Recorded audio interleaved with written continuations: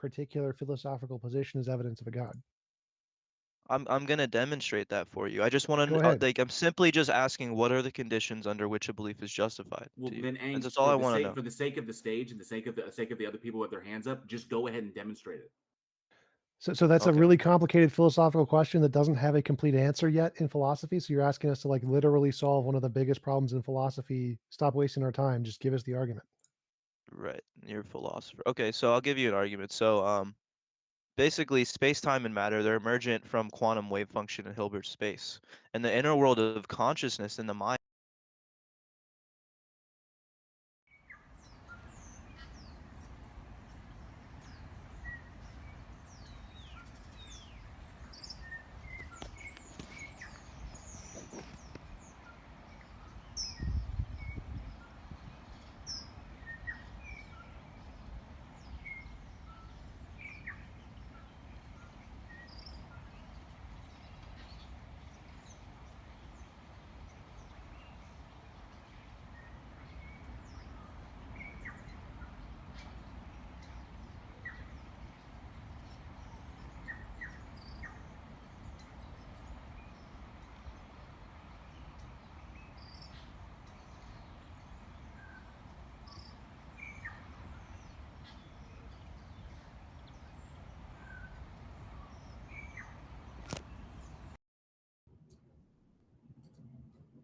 Hello and welcome back to Week in Review with the one and only Doovid. I'm your host, Jen. Church of Entropy here, joined with the star. Thanks for those of you who joined us already. Looking forward to the show and to hear what you've been up to these last 2 weeks. Doovid, it's been an exciting 14 days from what I understand. So looking forward to hearing the summary. Which one of your screens is the share? Um, okay, sorry I didn't share yet. Yeah, good to be back. I forgot to mention 2 weeks ago that there was the Shavuos holiday. So last week we didn't do week in review, and I had forgot to mention we weren't because I didn't check the calendar to be aware of the scheduling conflict. But yeah, the Pentecost, the celebration of the giving of the Torah was last week, Saturday and Sunday. And so let me share this on Twitter real quick, and I'll put it in my Discord, and we'll get to it. A lot to cover, a lot of interesting stuff. Put my Doovid wanted to make Discord. sure that my thing didn't crash before sharing it. Well, Luckily, I my remembered computer's this week to restart my computer. causing me problems with all these windows open. So let me start closing them. So I just saw this today. It's a news story today of this Google scientist that was suspended over claiming that Google Yeah, had that was one of the creepiest things I've seen in a while. And I was like has thinking to myself, like, is it possible that AI wrote this story? Like I was meta analyzing it as I was going. Sorry, I just have to like screen share. I've got the wrong one screen shared here. All right, now everyone can see what you're saying. Uh, back over to you, Doovid. yeah. So just a randomly interesting story. So I put the link in. So I mean, it's probably overblown, but the guy claiming that this language processing is sentient like a child, but really it's just language processing that is advanced enough, and he was fired for sharing it, not necessarily for claiming that they had sent in an AI, but just for revealing the most latest data. Here was a random video I found on Vox, semi-related, about TikTok videos going viral and then how they get put on Spotify lists and monetized, and you're just a general nature of the marketing process where people follow the videos that get big hits. So if you're really popular on TikTok, then Spotify will try to make a deal with you, and the record labels will try to sign you, and they basically go after the views. And then it traced what happened with a lot of these people who had went viral. A handful of them had went on tours or got record deals, but the vast majority of them kind of fade away. But it was interesting just on Analytics, more Philip Goff making the rounds, this time on capturing Christianity. I actually saw Ben Watkins super chatted him a question in the video, given cosmic values.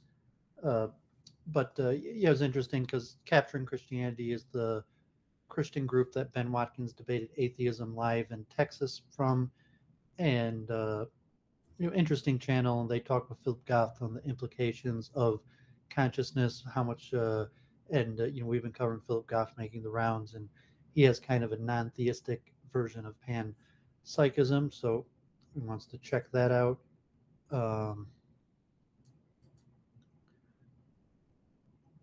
So I went to the Detroit Symphony Orchestra today, and with Dishan, we heard Gil Shahan, an American-Israeli violinist. It was a good concert. My parents, my mother, God forbid, wasn't feeling well. Hope she feels better right away.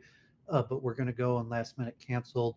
So I had the tickets, and usually I'm more renounced. I don't go do entertainment, but I went to the symphony and invited Dishan here.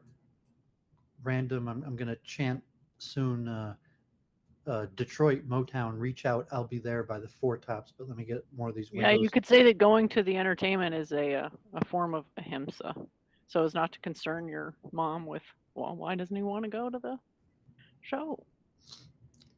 Yeah, and sometimes to take something that's given to you, that and the opportunity to do to invite Dishan, and so John David Ebert did a fundraiser. He collected over $5,000. God forbid he's being evicted, and he did a GoFundMe. I saw John David Ebert had on a big guest this week, or was it? It was even last week. He had. I'll get to it eventually. The famous Russian.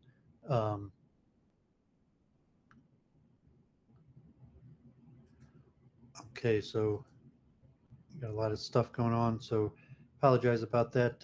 So I was on Jai Devi today, and I was talking about ahimsa in the time of conflict, and I made a PowerPoint. Maybe we'll look at the PowerPoint, and we'll talk a little bit about ahimsa. And obviously she's from Pakistan originally, and a former Muslim, and she's dealing with a lot of internal politics between Muslims and Hindus, which there's quite a bit of conflict right now if people are following the news. So she reached out and wanted to talk, and I suggested we talk about the ahimsa principle, and she titled it Living According to the Ahimsa Principle During Times of Conflict, and I made a PowerPoint, so maybe we'll look at that a little bit later. That was just this morning. Arjun is going to be on Tuesday, and working with Arjun to book some interesting guests, probably ISKCON members. So this was on DW about the diplomatic fallout between India and the West, possibly related to Russia and various diplomatical ties, but India has not necessarily like a direct conflict or something bad that's happened, but diplomatic ties between the West and India have declined over since the conflict in Ukraine, and a lot of pressure for India to take punitive actions against Russia, which they've refused to do. Here's more related to India on the swastika, God forbid, and the Hakenkreuz. So the Nazi Hakenkreuz was never called a swastika, and you could call it a version of the swastika, but it's and there is some Hindu variation that is the same as swastika, but in essence it's different. And the Germans didn't call it a swastika. Generally, it was referred to as the Hakenkreuz, which means. Well, if you're familiar at all with Sanskrit, the hard edges don't really fit with the standard style. Yeah, so it was interesting. In American culture, it's just called the swastika, even though the Germans didn't call it the swastika, they called it the Hakenkreuz. And just so how did it get referred to as the swastika, and what negative implications does that have to the Hindu use, and showing here that even Jews had used the swastika figure 100 years back, and there's coins of even in ancient Israel of the swastika, and so it's just interesting that usually the Nazi Hakenkreuz is referred to falsely as the swastika. So this was an interesting academic lecture on the topic. Here was a Vice special on how 90s teens TV shows changed TV forever, the dark side of the 90s, mostly talking about Fox and especially the Beverly Hills 90210, but things like In Living Color and I guess the Gulf War, all the news were covering moving away from their nightly programming, and Fox News wasn't covering the news and was playing their sitcoms when all the other news stations were covering the Gulf War, and they had don't have to use the word degenerate, but more provocative topics that dealt more with sex and Well, drugs. Saturday Night Live and what is this? I think In Living Color, I think something along the lines of Saturday Night Live, and like it's changed then because it was semi-scripted, semi-improv, and obviously, late night humor. Well, it was just that In Living Color is just one show that was on Fox, but if you're thinking like Beverly Hills 90210, and it covers quite a few shows, and it basically is saying that they dealt with sex and drugs in a much more open way than before, and so you got Aaron Spelling, whose daughter Tori Spelling was in Beverly Hills 90210, but at that point. And generally sex and drugs was not dealt with so openly, and even The Simpsons, so mentioning The Simpsons, took a much darker approach, because The Simpsons came out of Fox News also in the 90s, and it was a much more darker approach than had previously done. So just related to the music. So Bubov, school I went to, Hasidic Yeshiva, funded by Levis Sharf of blessed memory, who does not appear. I don't think that link went through. It was too big, so they finally had the cornerstone laying of what's going to be the largest synagogue in Brooklyn, of a rabbi school I used to study in and served the rabbi, and I've mentioned many times to Jennifer because the major donor is Levis Sharf of blessed memory, the estate from luxury nursing homes, and who's funded tens of millions of dollars from his estate towards the building of what will be the largest synagogue. And they've been purchasing buildings for like a decade, and so they finally laid the cornerstone for the new building this last week. So blessings to the Bubba community, and merit of the memory of Rev Levis Sharf, and I guess his brother Doooovid Sharf is still around, and using his wealth to fund this wonderful project. Siddharth, this was already over a month ago, but he was on Theology Unleashed talking about it, debated an Indian channel, Indian Christians, and about science and the Vedas, how scientific is the Vedas as opposed to Christianity, and generally saying that Christianity doesn't make science claims as opposed to the Vedas that make science claims. And so I didn't even watch this debate. It's 2.5 hours, but I watched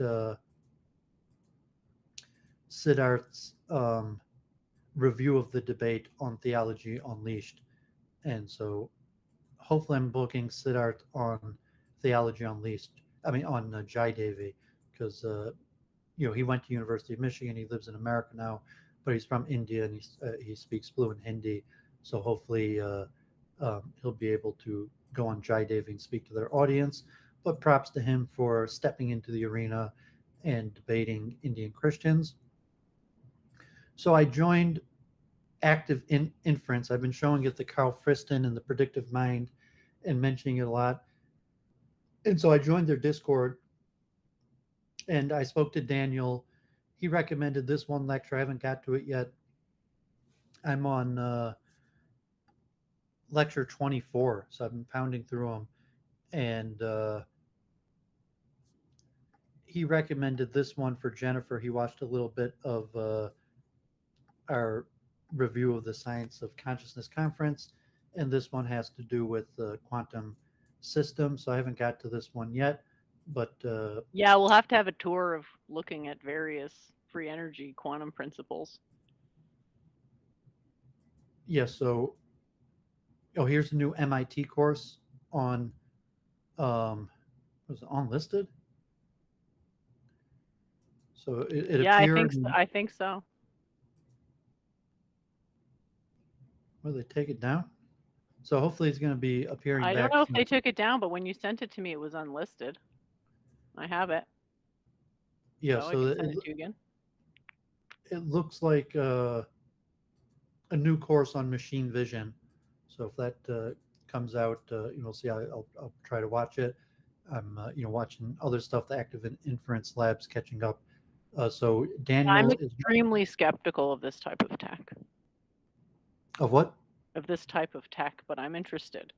Is like Well, machine vision, on the fly interpolation. I think it's to the end of like driving cars, but the way they're going about it seemed dubious.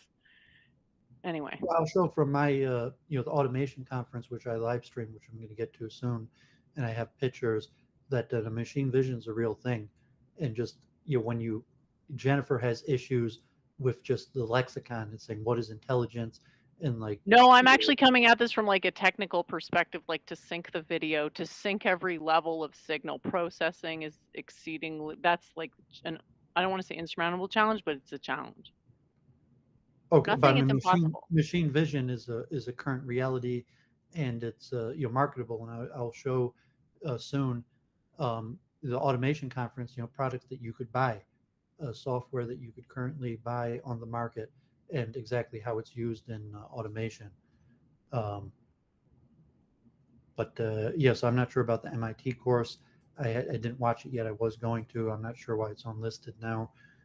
So Daniel from the Active Inference Lab will be on my channel the week after this Friday, June 24th at 4 p.m. Eastern time. He's in San Francisco, and we'll be talking. He actually got his PhD in ants and entomology, but he's like the main host for Active Inference live streams and is very active with that. So he agreed to come on my channel to speak about that. I'm going to appear on Active Inference in their panel discussing this paper. So on Friday, they reviewed this paper. Active inference models do not contradict folk psychology. And then this week and next week, they will have 2 streams discussing the paper. And I signed up to be part of the panel. So this, I believe, is on Wednesday and the week after. So let me just read this abstract. Active inference offers a unified theory of perception, learning, and decision making at computational neural levels of description. In this article, we address the worry that active inference may be in tension with the belief, desire, intention model within folk psychology because it does not include terms for desire or other cognitive constructs at the mathematical level of description. To resolve this concern, we first provide a brief review of the historical progression from predictive coding to active inference, enable us to distinguish between active inference formulations of motor control, which need not have desires under folk psychology, and active inference formulations of decision processes which do have desires within folk psychology. We then show that despite a superficial tension when viewed at the mathematical level, the active inference formalism contains terms that are readily identifiable as encoding both the objects of desire and the strength of desire at a psychological level. We demonstrate this with simple simulations of an active inference agent motivated to leave a dark room for different reasons. Despite their consistency, we further show how active inference may increase the granularity of folk psychology descriptions by highlighting distinctions between drives to seek information versus reward, and how it may also offer more precise quantitative folk psychology predictions. Finally, we consider how the implicitly connotative components of active inference may have partial analogs as if desires in other systems describable by the broader free energy principle to which it conforms. So on Friday, they had one of the authors of the paper was on, and they had two other people discussing it. And so the next two sessions will be semi-open panels discussing this paper of which I signed up to join. So here we're randomly the Institute of Electrical Engineers, their magazine on signal processing had an article of Carl Friston on brain function. So I'm doing a lot of research into Carl Friston. I'll save this. We're going to look at the free energy principle more. Look quickly. I don't know if the people on that list would want their names shared publicly like that, frankly. What list? All your DMs. You just screen shared your DMs, all of them, for the second time.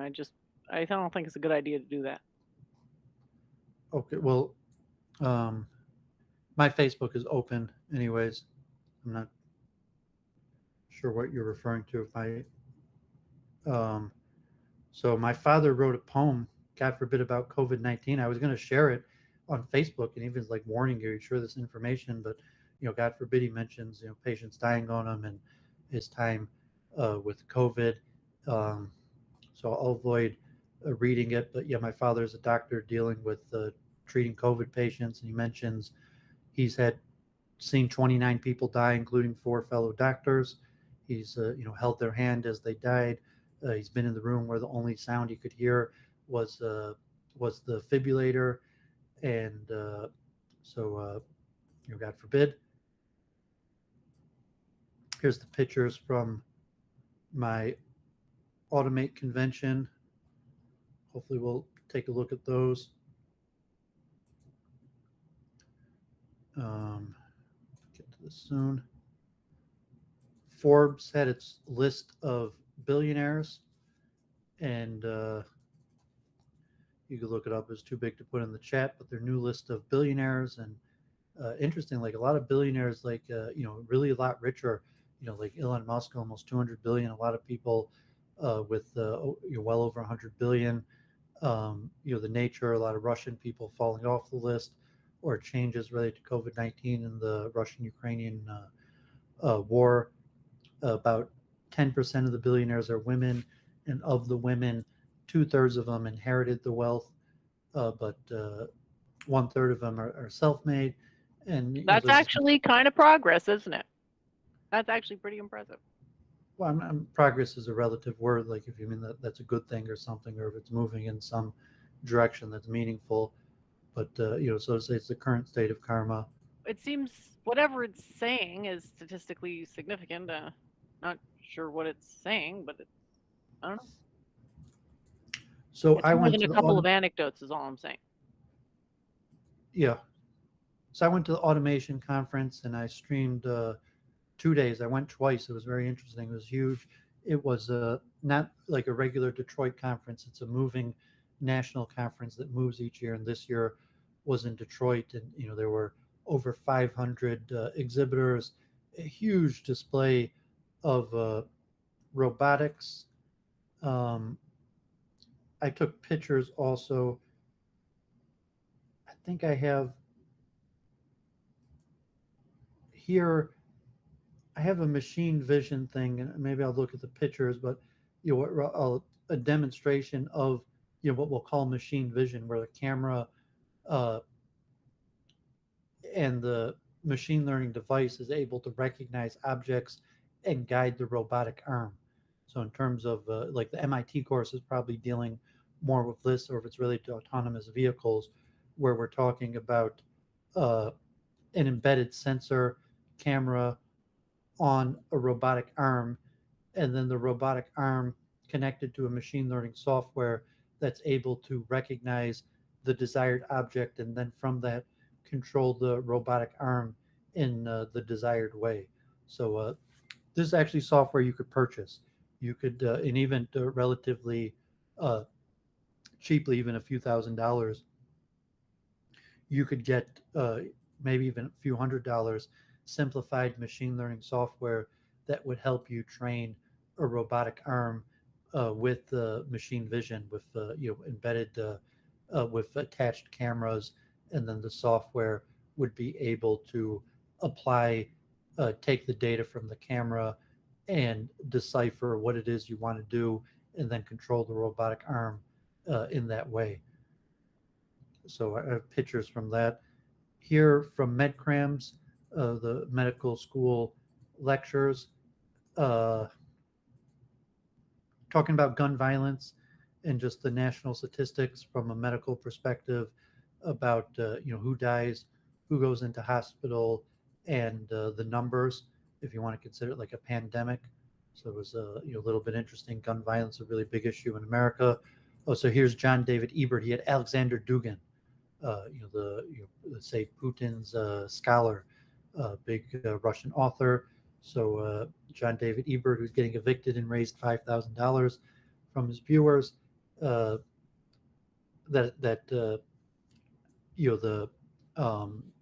Joseph Campbell expert that I even might reach out to. He was been on my channel to speak to again about the hero's journey. But here he is with Alexander Dugin, if that's interesting to anybody. Here's some stuff on Bayesian epistemology. Here's a college course that has a whole bunch of lectures, it's a college course on the fundamentals of Bayesian epistemology. So there's a lot of good reading material connected to it, because active inference is basically, a form of Bayesian mechanics. Here is a paper, The Free Energy Principle Made Simpler but Not Too Simple, because obviously it requires a substantial amount of mathematics. But I think this paper... Most of these papers, I can say the big issue is way too many ill-defined terms, and thinking that shoving a bunch of terms in somehow makes the definition less vague. It's the opposite. Anyway, So had to this get that paper off my does chest. its best to explain the formulas and the terms in the equations. So if someone wanted to investigate it more, we're going to look at the Wikipedia. Here, I guess a popular YouTube channel, Real Life Lore, analyzing the Ukraine-Russia war from the terms of oil and energy reserves, just looking at the energy reserves in Russia and Ukraine, and pipelines and various things and how that connects to the conflict. God forbid, here was this same man did a video on Holocaust negationism, and then he did a video on Indian massacres negationism. So in the same way, God forbid, people, you might, God forbid, deny the Holocaust, it's probably even more common to deny some of these massacres in India. So he examines the psychology behind denial, and then some of these massacres in India, and the scholarship related to it. So important video. I mentioned this on Charles Moskowitz, Father Coughlin, who was a prominent preacher in Metro Detroit, who call him anti-Semitic, God forbid, but they're trying to have some sort of reconciliation. So the church that he preached from invited Jews in, and there was some sort of like Catholic Jewish interfaith. So your face is like half cut off on the camera. The what? Your face is like half, sort of, unfortunately cut off. If you can just move the camera a bit. Okay. Center your face. I'm looking at the computer I'm screen sharing from. Okay, so if anyone wants to, curious about that, that's the National Shrine of the Little Flower, where Father Coughlin, the church that he built up, and is generally revered character, even though he harbored kind of like E. Michael Jones type sentiment towards the Jews. So it's kind of Jewish Catholic reconciliation there. Here was an interesting video on Vice News on crypto companies moving from China. So at this point, crypto mining uses a ton of energy, and the companies that do crypto mining now have they're basically like data centers with just like hundreds of mainframes. And for a period of time, they had been housed in China, but China changed the regulation and energy policy. So now a lot of these Chinese, they're not necessarily Chinese, but these companies that were in China doing crypto mining have moved out of China, and they're moving to random places in America where energy is cheap and regulation is low. Because the main thing that's needed for these centers that do crypto mining is basically cheap energy. So this was examining one near Niagara Falls, which is in tough economic times but has a bunch of energy, where they're just taking old bankrupt warehouses and turning them into crypto mining data centers. So it's an interesting video. This was from the week before, because it was I popped on Politically Provoked. Robert from Islam for Europeans, the Canadian convert to Islam, was on Politically Provoked, and I popped in the chat and I joined for a little bit. It was my first time on Politically Provoked in quite a while. So, they're kind of teamed up with Cozy and Nick Fuentes, so I haven't followed them too cozy, but they did a separate stream and they interviewed someone that I knew, so I popped on. I'd been mentioning to Jennifer for her debate on flat Earth, and I said, she didn't do her due diligence. And well, I think ultimately the disagreement here is you don't like the way I'm presenting the argument, and I keep trying to explain why I'm doing it that way, and somehow it's not connecting on the whatever. So it I guess boils down to a philosophical difference in how we're approaching the debate. But yes, please go on. That I didn't spend enough time. I'm not sure what else I could have really researched, but sure, let's hear it. Well, I mean, my point, the mainstream arguments that, so due diligence comes out of a legal term mostly related to corporate law. Due diligence is the investigation or exercise of care that a reasonable business or person is normally expected to take before entering into an agreement or contract with another party or act within a certain standard of care. So usually for a business agreement, financially, like a fiduciary responsibility, if you're have a position in a corporation or enter into an agreement, your due diligence is a minimal amount of research that you're required to do, and it could be legal, like you could be sued and held financially responsible, and you said, well, you have to do your due diligence. There's a minimum amount of research you're required to do. So it's I was using the business legal term to Jennifer for her debate, and saying that she should have done a minimal amount, like due diligence. Like, did you look at his channel?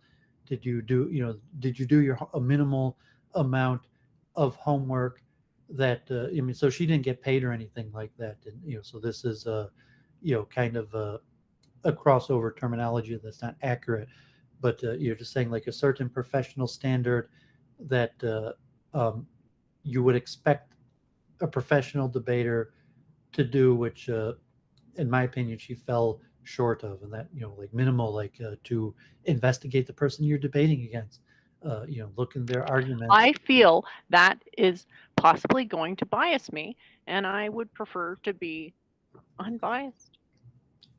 Okay, They aren't. So I've you're not never getting seen a paid, flat earther actually present an argument. It's always trying to cast doubt on a sphere. It's like, if I get that nervous about people casting doubt on a sphere and I'm insecure on something that is, it's like worrying about floating away from my chair because gravity's going to stop working. It's like, no.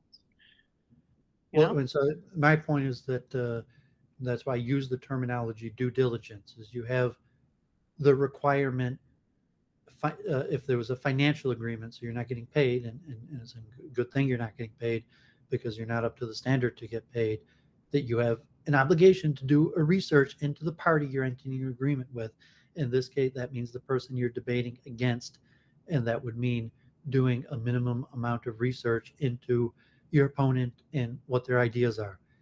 And I also meant in terms of the standard concepts. If you're debating an idea that's not all about you and your arguments, that the due diligence would be to give over for an educational purpose some of the best common mainstream arguments. So that's just why I brought here the terminology due diligence, and if people want to apply that to a debate in terms of professionalism, what does it mean professionalism for a debate?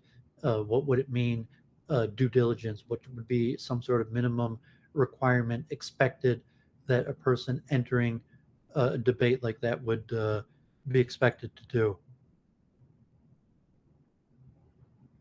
Uh-huh. But I had this from the because Jennifer's Flat Earth, that was 2 weeks ago, or 3 weeks ago, and we covered it the Like, last. what does that look like? Me being familiar with. I mean, are we kind of on the same page that these flat Earth arguments, none of them are sound? It doesn't matter that you should research. So that's my phone. You should. Well, I guess I'm assuming there aren't any sound You're arguments entering in into favor an of flat agreement Earth. to debate. I'm a person. assuming something that's pretty reasonable, and I haven't seen any arguments. Like, I can make an argument for flat Earth better than any I've heard from anyone else. So, and I don't believe in That's it, irrelevant. obviously. That you should It's research it's the something, argument that your in my opinion. opponent is going to make.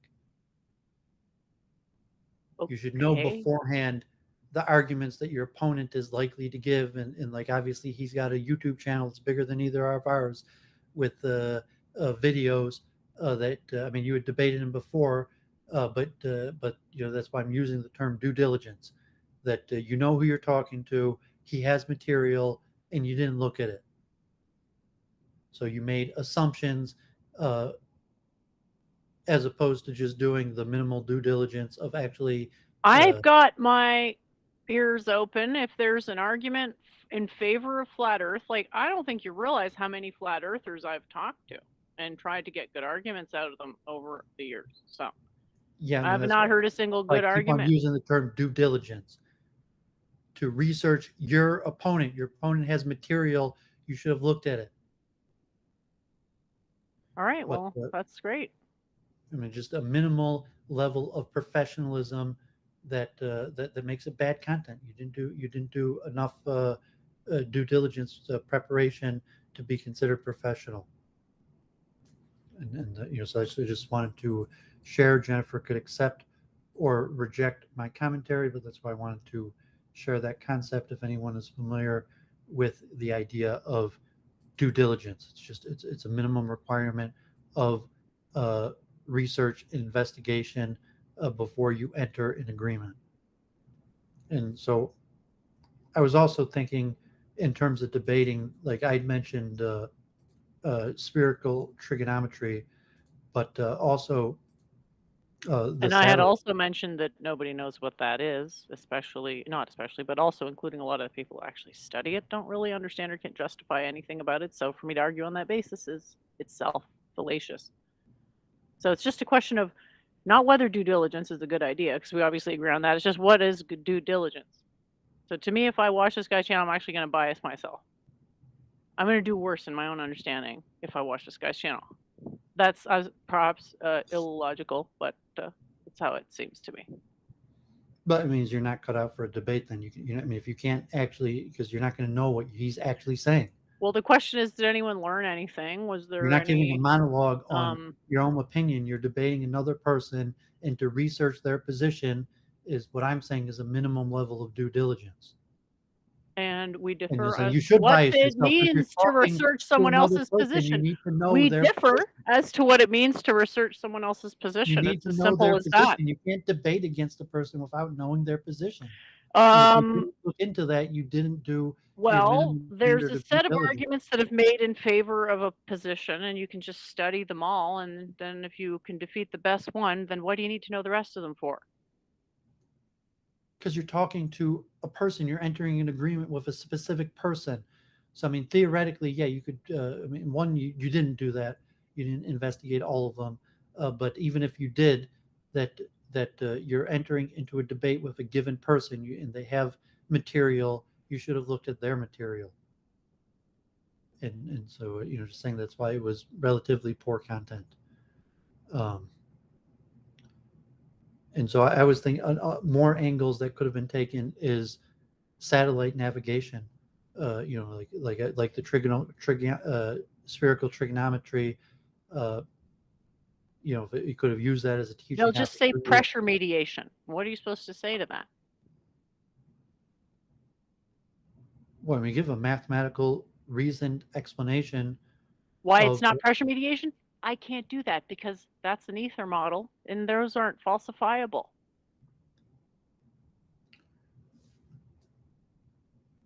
Yeah, so I thought satellites. Do you see what I'm saying? How what you're saying doesn't actually establish, like, why does throwing satellites into it, if they're just going to say pressure mediation, there's less pressure on the satellite up there. They're not going to, I don't see how bringing a satellite into it is going to change their position. Like, how does a satellite establish that it's a globe? Well, the nature that there's different types of satellites. There's satellites that stay in the same position.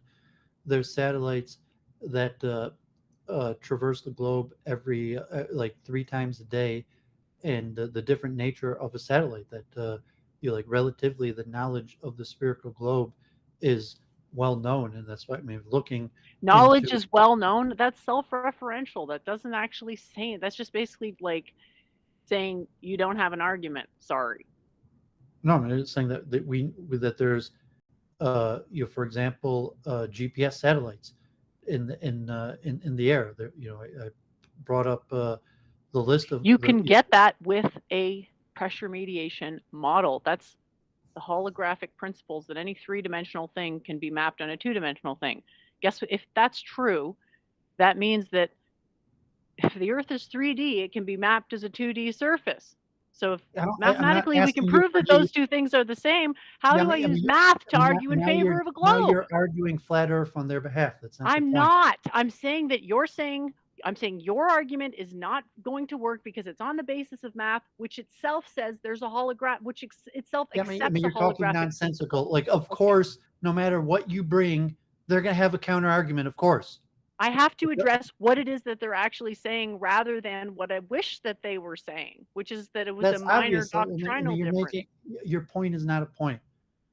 I mean, like, of course they're going to. I don't need you to give the hypothetical answers that they would have given against this. Like, obviously, they're flat earthers. They would have had an argument against satellites. I'm just pointing out a different angle. And if we're looking, there's thousands of satellites in Earth, and there's around the Earth, and there's countless different orbits. There's some that are positional the way they stay over the same position at all times. There's some that traverse the whole circumference of the Earth every few hours, and you could have went over the orbits, the current locations, in a way that would have made an argument for a globe. That just from the current state of the satellites, like if you want to go through the intellectual exercise of projecting what their arguments against that would have been, I don't know if that's good use of week in review. Like, obviously they would have had arguments, but I just think that it's another thing that I haven't heard. It doesn't look good not to be able to push back on a model like that. If I got to grant all these points, if I go in that direction, if I'm going to be disclosing that information, I'm going to take control of it. But then it's like, you're into like the mind as a quantum computer territory at that point. So anyway, yeah, we don't have to discuss. No, I think that there's a set number of satellites. There's something like the GPS system. Multiple countries have their own GPS satellites. There's multiple ways of satellites. There's a telephone, there's a computer, internet, all types of things. And the current orbits, there's thousands of satellites in orbit right now, and they're set up in a way based on orbital mechanics of a spherical Earth. I mean, if you want me to propose how that would have been an And argument, spheres are isomorphic I don't get. What are you mathematically to trying to do? You're trying to argue that the Earth is not spherical and No, that I'm we can trying have to these I'm satellites trying to even steel though man the their Earth is argument. not. I'm What are you trying to make trying to their say? I'm trying to clarify their Why? Why are position you trying in to their own prove mind. what they would have argued? I'm trying to clarify their position in their own mind so that they can Why are see you the doing flaw that to right it. now? What's the point of you hypothesizing what they would have argued against the argument I'm saying? To show you that I did do my due diligence, we just disagree as to what that means. You're saying that you did think of mentioning satellites and chose not to I because chose not to because the question is on what basis are they denying it, and it's on this intuitive basis, and so I was going for that. And everything true about satellites is true just for the Earth itself, right? Like if you want to posit it on the basis of gravity, you just say, well, it takes energy to deform a surface that isn't maximally balanced. And now you have to argue that a flat surface is maximally balanced. So at that point, you're arguing against three-dimensional space. And then yeah, I could do that, but then they're probably not going to want to debate me again if I really, really beat them, you know? yeah, I'm not even sure what even sense you're making. I mean, I was talking more even just the mathematical, the argument I of guess the under. point of the debate is that probably no one's changing their mind, so maybe it's just a good chance to like showcase a couple of ideas to make people a little bit curious if they want to do their own research. Yeah, so I was just thinking that the angle of satellites could have, and it could have been a mathematical lesson, and could have, and it's probably the strongest evidence, the factual, you even have visuals uh, of the location of satellites, and the fact that there's hundreds of satellites that rotate the Earth multiple times every day, and there's a series of satellites that are stationed in the exact same position, and even the mathematics of how is it possible to have a satellite in the same position, and yeah, of course they would have had arguments against it, but it just another interesting angle that I thought about after the debate. So here, there's global position satellites, there's Russian global position satellites, there's a Galileo, uh, there's a Chinese navigational, there's an Indian navigational system, and a Japanese one that all have uh, GPS satellites, and the nature of the 24 satellites. And I didn't research exactly how the details of all of the satellites there. So actually, there's 77. Just the U.S. GPS system has uh, 77 satellites, 31 in orbit, and the different types of orbits. And so we could skip that for now. I don't understand why it's turning into a debate or argument. I just thought it was something. So here's geocentric orbit, uh, and there's multiple types of orbit. So here's just something interesting. That there's low Earth orbit, there's Molniya orbit, there's geostationary orbit, there's orbit of the moon, and there's um, low Earth orbit orbits the Earth as quickly as every hour and a half. And there's satellites that orbit the Earth every 2 hours. And you look in and actually find the name, or there's probably even graphics you could find that could show the location and of the various satellites that orbit the Earth every 2 hours, why they're there, what they do. And yes, we I don't know if Jennifer's ever going to do another flat Earth debate, and if she does, she's Like probably even just that going to diagram there looks talk flat. about this. They'd be like, "Oh, that's flat Earth." I don't actually think that, but is this the wiki for flat Earth? What are you I actually don't know if you covering? think you're being funny or you think that there's some purpose to hypothesizing what their arguments would have been against it. Because I am interested in arguments for their own sake, and flat Earth has persisted for a long time, and it's an easy misconception to have. I mean, as opposed to trying to understand the physics of how satellites work, you're I do insisting understand on the physics of how satellites hypothesizing. work. That's why I'm telling you that I can't. The positions they're putting forward, though clumsy and ill-informed, are not something math can push back on.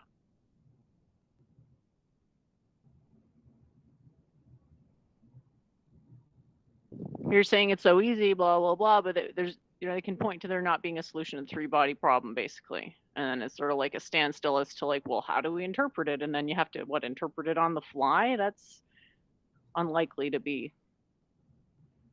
a winner. I'm not sure if I'm really not sure the logic or sense you're making. We could have taken that's like an opportunity to explain a simple scientific concept to the audience, and you might have, if you were choosing to do it, you might have prepared for the arguments that they might have given against it.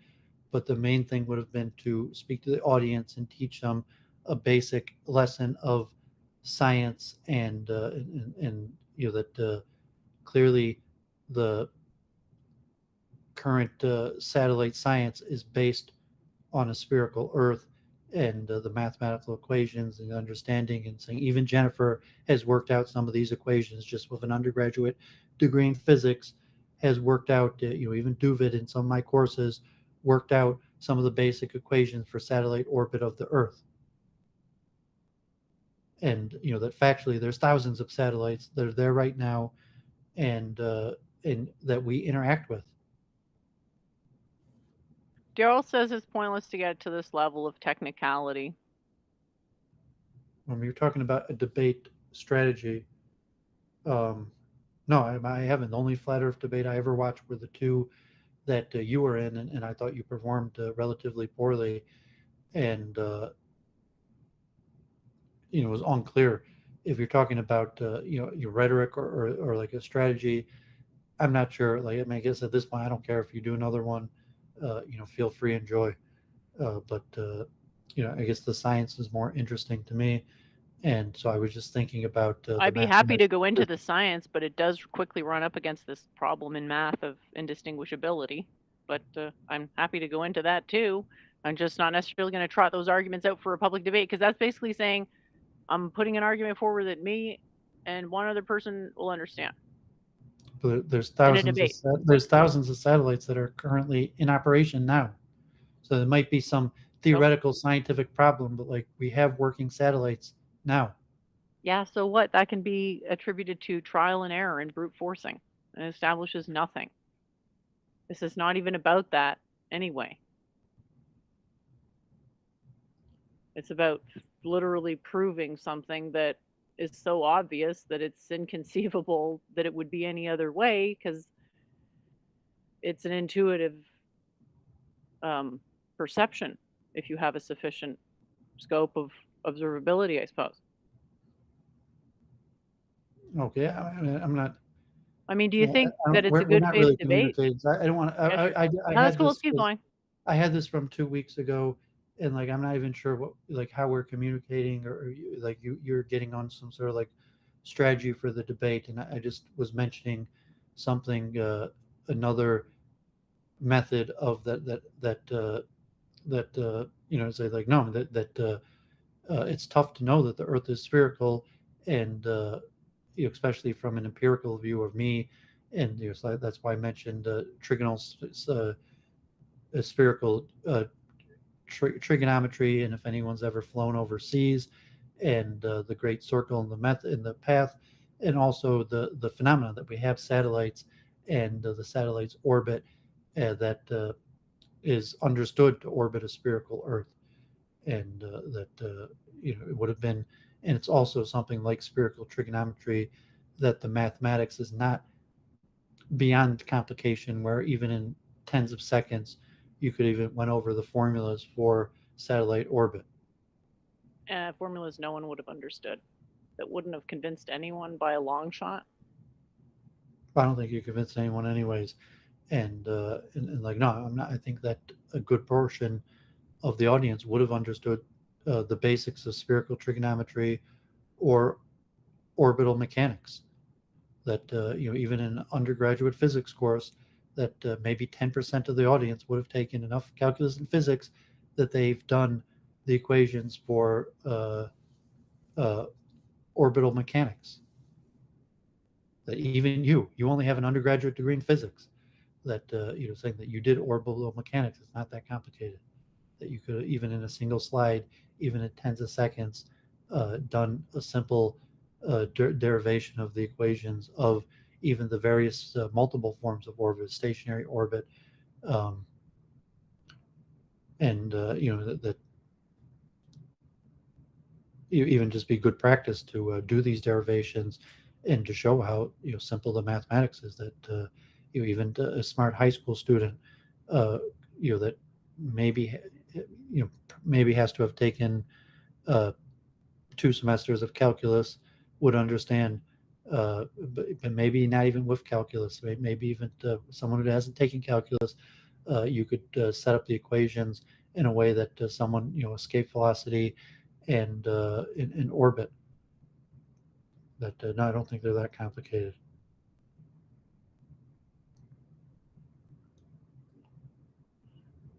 And proof is a Okay. complicated word.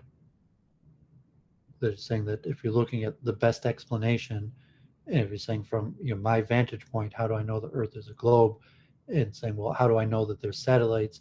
But from reasonable data that okay, I used to have direct TV. I used to have satellite TV. That now I have cable, but I've had television where I receive the signal from a satellite.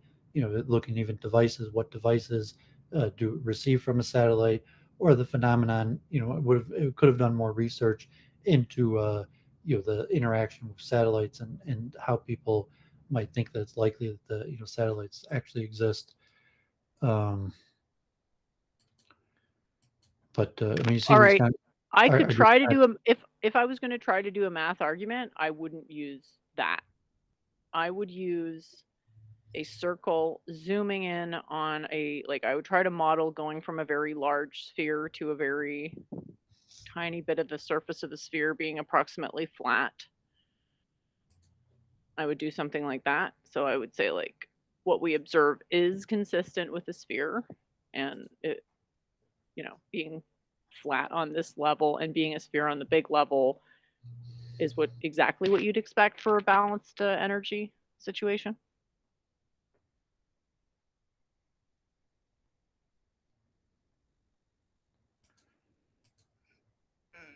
Yeah, when you think we're talking past each other because we have to look at the two different things. Like if you're looking at strategy for debating a flat earther versus you just the question, how do we actually know that the Earth is spherical, and then looking at how satellites work and why that is an indication that the Earth is spherical.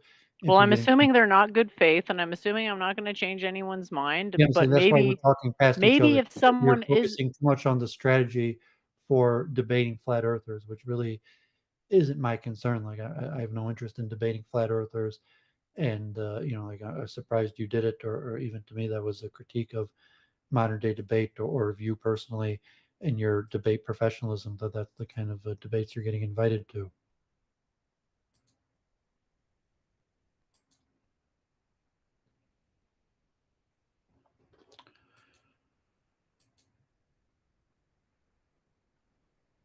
Okay, so why don't I try to? you haven't done your opening chant yet. Did you want to do that?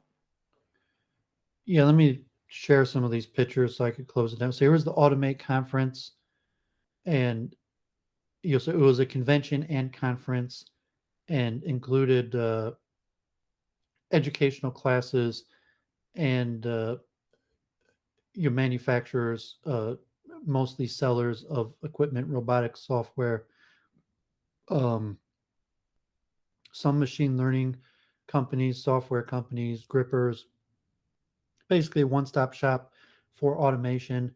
In my ramble walking around, I mentioned how you could set up a hundreds of millions of dollars facility like automotive final assembly plant that is doing robotics, or it could be a simple very small manufacturing process of tens of thousands of dollars, where you're automating just one single process. And I try to explain in the video um, how robots are programmed. So here they had a chess program, and this would even be like tens of thousands of dollars. So you're just the robotic arm that costs at least thousands, maybe even tens of thousands of dollars, connected to a chess program, so that the program says to move and the robotic arm moves the chess pieces, and then a sensor that it would be able to sense the moves that the opponent makes to feed it back to the computer, and how exactly that would be programmed. And this one wouldn't have like an embedded camera. Um, and a lot of things like involve uh, moving. So I think in my stream, I have a lot of these box moving. But if it's a simple automated process where the robot is doing the exact same thing again and again, it's simple relatively to program. But like here, a case like moving these boxes, the robot is not doing the exact same thing again and again. It's taking a whole stack of pallet of boxes and moving it to another stack. And so if you were going to program it to do repetitively, you would have to program so how it would unload a pallet of boxes and the order that it would go in. And if the boxes weren't in the exact order, it could have a problem. So most of these require some sort of machine learning and machine vision that would have a camera or sensor embedded on the robot, and that connected to a machine learning uh, program that would, from the visual data, determine the best course of unloading and loading.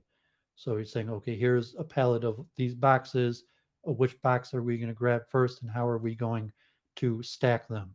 So it's not necessarily, manufacturing processes. There you see a very powerful robotic arm capable of lifting a Corvette. So here was a machine vision example. So in this example, on top is an embedded sensor, is a sensor, a camera that takes a picture of the objects, and the machine learning algorithm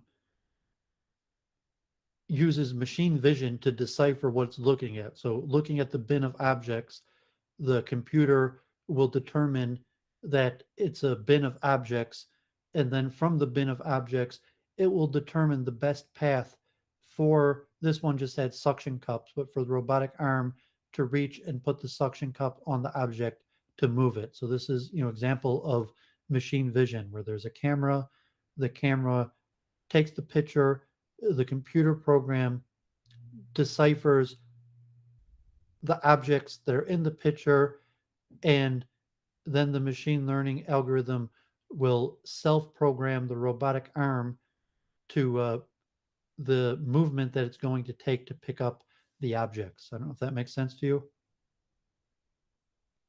It's a bit hard to tell what I'm looking at here. Well, it's a robotic arm, so I mean, it's not, she doesn't have that great a reception, but in the video, might not. In the upper left-hand corner is a screen, and the colors are the objects, and they're just like mechanical, like automotive widgets. But if you look, it's tough to see on tap. I'm not sure if you could see my mouse moving around. Yeah, it's just the lights on top and the shiny surface. It looks like a mirror, but I don't actually think it is, and I'm just having sort of trouble telling what. So there's a camera on top that is taking video of the bins of the object, and the screen on the left has a depiction that divides it into discrete objects. And the computer program, even if you can't understand, recognize from the picture what I'm referring to, the computer program does two parts. It interprets through machine vision what it's looking at, and to create a geometric um, coordinate system of the objects in the bin. And then from there, it will program the robot on how to pick up the objects in the bin. And so this one did it one at a time and would take all the objects from one bin and move it to the other, and then just back to the other, because it was just for the simple display. But it's a simple example of machine learning algorithms and machine vision, where there's two aspects of it. There's uh, the taking of a visual image from the computer to determine what it's looking at, the objects that it's looking at, and then creating a coordinate system that gives detailed location of where the objects are. And then there's programming the robotic arm and how to pick up those objects and move it from one bin to the other. And so the majority of this is done through machine learning algorithms. I don't know if that process makes sense to you. Yeah, I get it. Thanks for explaining. So that was one of the things. Here's a side view, and so if you wanted to automate a process, it'd be one thing like if it was going to be the exact same movement every single time. For if you had like a conveyor belt and a piece came in and you did something to it and you pick it up and move it onto the conveyor belt, and the machine picks up the object from the exact same location and moves it to the exact same location every single time. Um, but generally, that's not how automation works. You need a machine learning algorithm that, so this example, you don't need a machine learning algorithm, and it's moving objects from a given location to another given location. And, like if it was a soda filling machine or something, and it filled the soda and then picked it up and moved it, and be a conveyor belt system where it wouldn't need a machine learning algorithm. But the majority of automation does need embedded, doesn't necessarily need, but functions better, more efficiently, even though it's significantly more expensive to have embedded cameras in a machine learning algorithm. And you're like memes or something with $20,000, he could probably set something up like that. A single, like you could set up a robotic arm for maybe $10,000. For $20,000, you could set up a robotic arm with a with the embedded camera sensor and a machine learning algorithm to help direct the object, direct it to the object, and so they had some of these software companies also that sold these machine learning devices, and camera companies, and various things. Here's just example robotic arms on weight from 1 kilogram to 25 kilograms, and like just a robotic arm itself is that if it's pneumatic, using air pressure or electric, costs thousands of dollars. Let alone usually they have interchangeable parts, but and then you have a PLC circuit, a programmable logic circuit that sends electrical signals to it. But I said if it's just a repetitive motion that doesn't require machine learning, you could just have a PLC circuit that sends the electrical signals. And you could even have like a sensor. So if there's a conveyor belt that when it gets to the position, when it's ready, there's a sensor, and then the PLC will get the feedback from the sensor, and the sensor will send the signal to the arm to move it in the motion that takes the object and puts it where it wants to go. But it said that really automation necessitates also machine learning and machine vision. And that's, I mean, Jennifer had that big argument a few weeks ago where I guess they're like anti-anthropomorphization views, where I was saying that the machine recognizes the object, and that's where I say that you could have these programs with a camera, and you could actually train your device to recognize objects through machine learning. So you could buy the robotic arm, you could buy the machine learning object, then you would take pictures and you would help train the software to recognize an object. And then after a certain number of trials, your robotic arm connected to a camera would be able to recognize objects and pick them up. And so I mean, it's pretty cool, and you could see that the software is for sale for tens of thousands of dollars.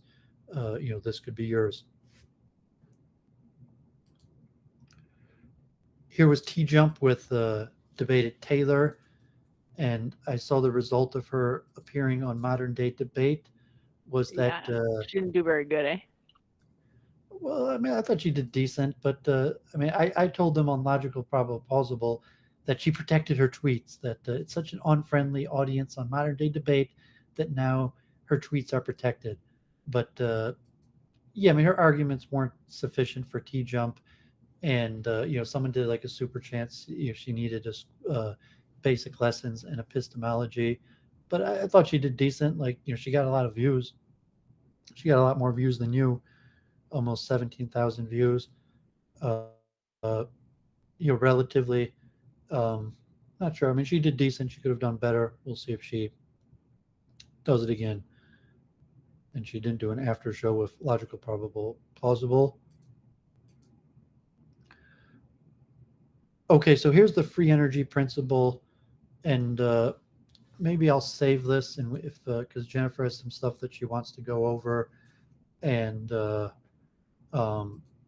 look at because I'm going to be on Active Inference, their channel this week, and just the mathematics of, and she was looking at it kind of is the free energy principle, in somewhat an application of the least action principle, which you could say it is, and even the formulas of active inference, and because Jennifer asked what is active inference versus the free energy principle, and at one point they're interchangeable, but now they have formulaic definitions where your free energy principle has a formula based on Bayesian mechanics, and active inference also has a formula gradient descent and so maybe we'll go more into that. Okay, so that's the end of my things. Also, my article. So hopefully we'll look at but we'll let Jennifer do her week in review. But hopefully we'll look also at my article. So here is the chant for this week: Motown classic, "Reach Out, I'll Be There" by the Four Tops, and this is Rolling Stone ranked 206th greatest song ever. Are you familiar with the Four Tops? The song "Reach Out, I'll Be There." I think so, yeah. Yes, I mean, it's a hugely popular song. They're a Detroit band. It has a style that they call kind of like yell sing, and this is Motown, so it was kind of like usually these four people choir, the Four Tops, and where it'd be kind of like a lead singer and a chorus. But the song has been covered many times. 1966, where they kind of like a lead singer, and then there'd be backup vocals for like a quartet, like a barbershop type quartet. And they said they designed it to have a little bit of a Russian sound to it. I think this music's in D minor, and it starts out with an interesting tune like do no no do no no, which mirrors the chorus of "I'll Be There." And it said it had a unique style of what they call like a yell sing, where it's in D minor, but the lead singer is like half yelling, singing, which I've mentioned for like Hare Krishna chants or like Shlomi Karliner in Jewish chant style. So now if you feel that you can't go on because all your hope is gone and your life is filled with much confusion until happiness is just an illusion and your world around is crumbling down, darling, reach out. And yes, this would have a chorus with multiple parts where the lead singer would say something, be like a call and response, but it get to the recognizable chorus: "I'll be there with the love that will shelter you. I'll be there with a love that will see you through. And I guess it's tough to sing. It's D minor. I said that the Four Tops lead singer had a unique style, but yeah, one of the most famous songs ever.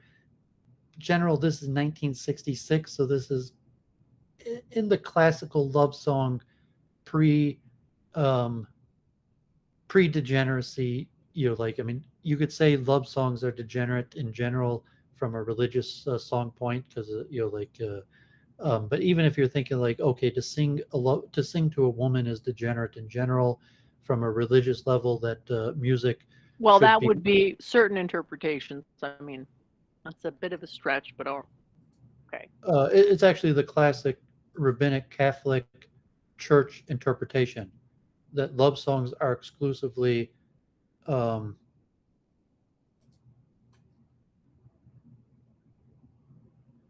Well, are we looking at an only reproductive sex is permissible type of worldview?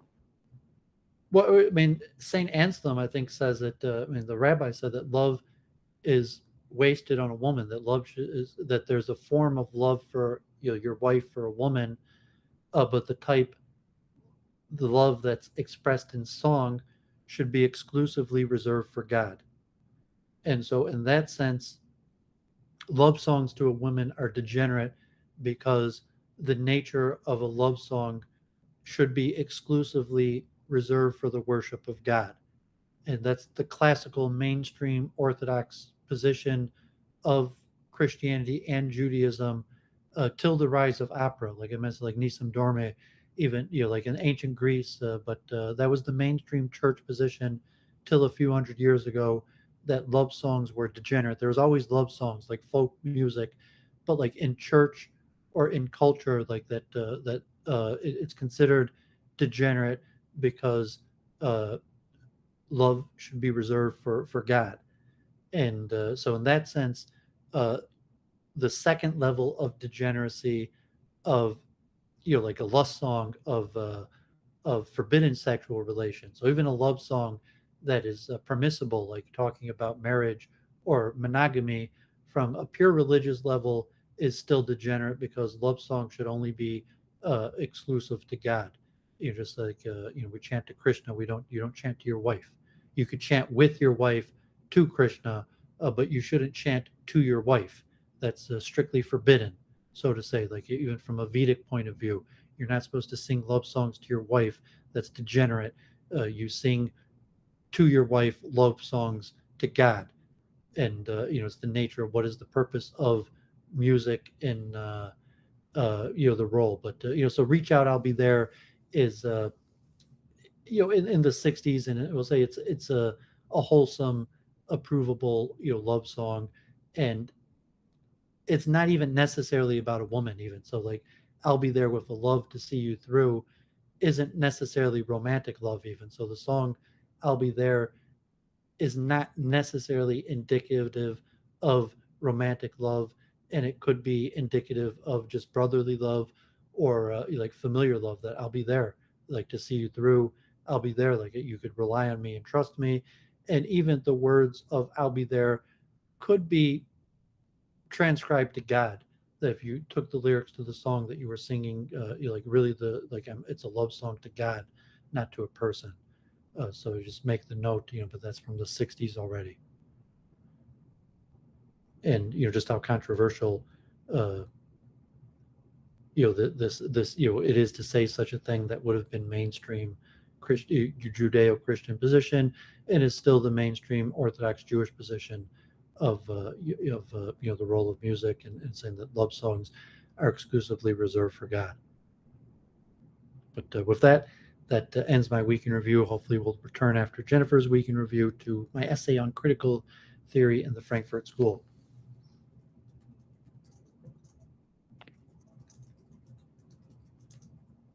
Great. Well, thanks for sharing that. Did you get a chance to read over my proof? Because I didn't really. I could go over the definitions, but it's pretty long. And I think a lot of it's pretty self-evident. It's just basically saying if you're some sort of a monist, a modal monist of some such type, causal monist, I don't know how you put it into words, that is not consistent with real dichotomies being, those are two different yet mutually demonstrable things. So basically it's like two pathways, one's definitional and one is experiential, to try to establish a basis for what it means for things to have like resonance with natural archetypes. You know, when people talk about reality and then those conversations don't go anywhere, or that's really hard for them to progress, and it's like, well, why? It's partially about how things are labeled, how things are looked at,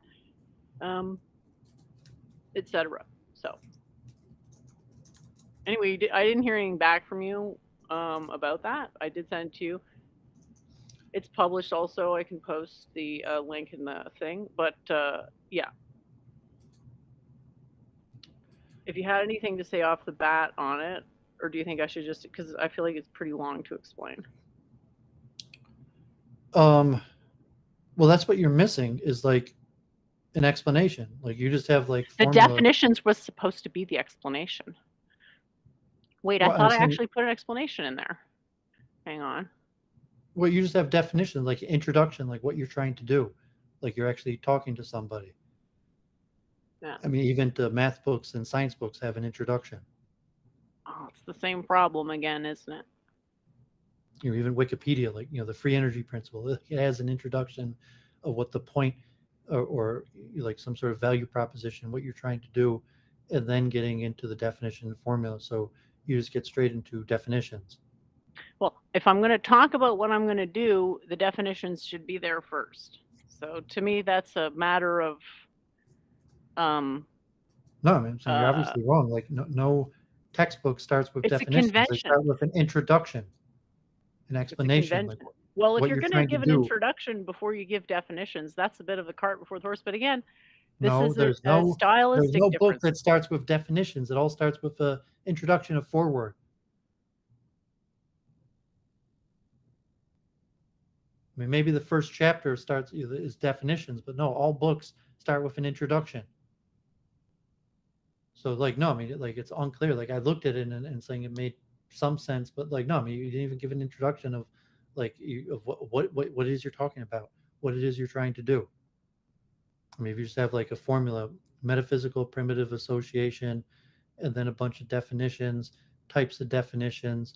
So it just like reading a dictionary. You don't, I mean, you could gain from reading a dictionary, but I'm not sure what to comment on because I don't know what you're trying to do. That's where you need an introduction that explains what you're trying to do.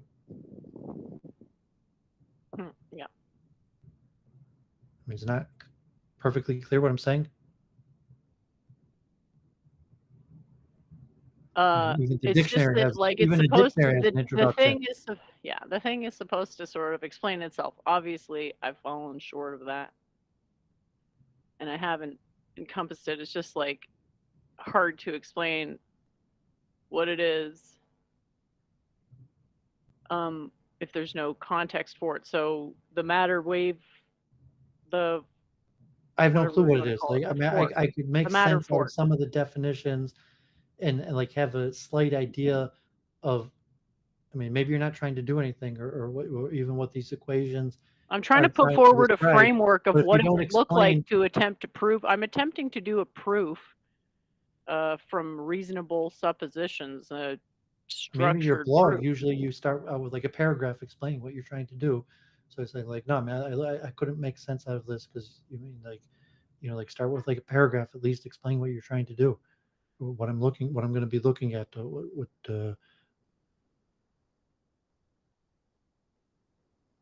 All right, just so it's clear here, I thought I was doing that in introduction, but thanks for the feedback. I guess I wasn't. Well, I mean, so introduction, you have in the middle of the page, it says part 1 and 2 will explore the structural contingencies of the dependently arising notions of a singular irreducible ontological type and a naive epistemological access. It's basically as simplest as possible breakdown of two necessarily co-arising but structurally incompatible identities. Yeah, I know it probably seems weird to put a definition before anything, but in my understanding, if there's no definition in an introduction, I've failed. So, yeah, I get it. I guess I could just switch the order of the papers if I just put it in the thing, click the link and download it if you'd rather just read the second page first and the first page second, I If guess. you're writing it for other people, should be clear, and you give a roadmap to other people what it is they're looking at or how to read it. Like an explanation, even just even what you're doing, but how to read what you're writing about. I mean, to me, it just looked like notes. I was looking at, like, I couldn't tell. It just looked like random notes that you were putting on various ideas, and then I mean, and it's Well, part unclear one that is a definition. Part you two don't is even a bunch include a of definition of syllogisms. naive epistemic access. So you have your definitions, and then it doesn't even include a definition of what you're talking about, the naive epistemic access. Yeah, that is the I mean, definition. then you That's the put it's point. defined as the identification of meaning, at least in principle, through sensory impressions. Correct. We're looking at a hierarchical model of meaning, and that's the simplest possible necessity to make a identify something. Yeah, so Meme says when trying to prove existence of forward probably wouldn't hurt. Yeah, but then you get into the forward, and then it ends up in a situation where you've written several books before you've actually gotten to your premise. So we have this abstract causal principle where, get One right down. paragraph should suffice. Yeah. You're And acting even like just an explanation of what you're going to do, and even just explaining, like, like, first I'm going to give some definitions, and then like, no, I mean, it doesn't take more than a paragraph, and even to give yourself guidance for an introduction or forward, that you would have a sentence or two that would be a roadmap to what you're going to do. So if you have definitions, introduction, definitions part is if one, any of part those words two, looks interesting to you, you can use it. If it doesn't, just three skip proof. over it and go straight to the second page. By saying that's a one paragraph introduction could at least include a roadmap to what we're about to look at. Yep.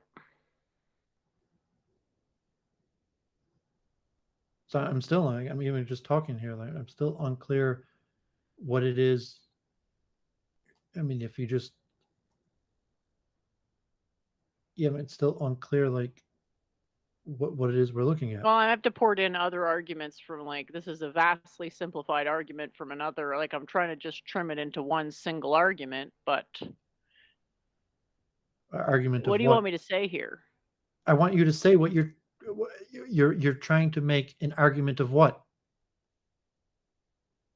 What are you talking about? Like, okay, like Present a model of minimal phenomenological complexity. epistemology. Like, I wrote in my essay, it's cognitive theory of the Frankfurt School and the cognitive revolution. Opening critical theory is an important theory related to consciousness and the cognitive revolution, and another precursor school to my multiple truth hypothesis.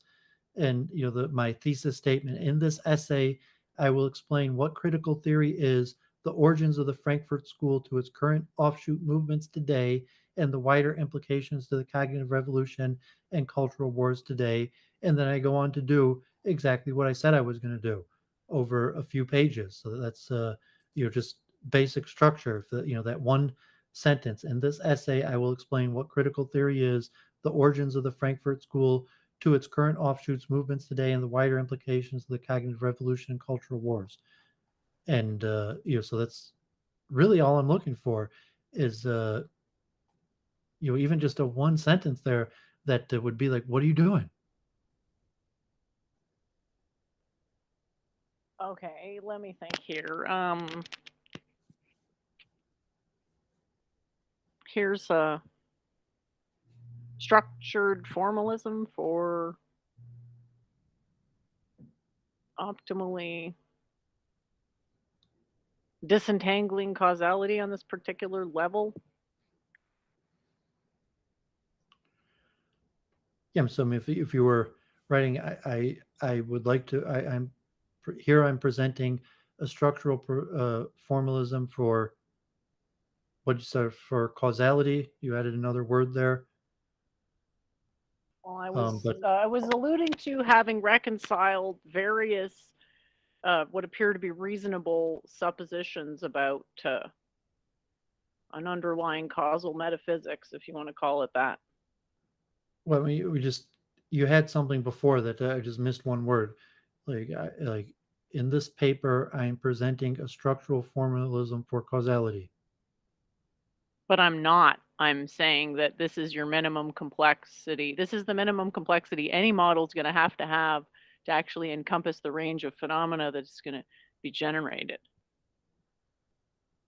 Yeah, I mean, it's still like It's one sentence. probably going to In have this to get model, more I'm trying to complicated. present the minimum you for. So you're just working on one sentence that explains what you're doing, and if you have to add a few more things into it, the minimum sort of causal epistemology of causality, and then a But roadmap. that's the thing, it's not a minimum epistemology of causality. It's a minimum Well, think level through of your words. complexity of Think okay, through your exactly. words That's and the whole stop giving me idea. a different sentence every time. One sentence that explains what it is. Don't keep changing it, and then a roadmap to what you're doing. So, like whatever it is you're doing, if you can't even describe it yourself, how the hell do you expect someone looking at it to understand what you're doing? And you just say whatever it is you're trying to do.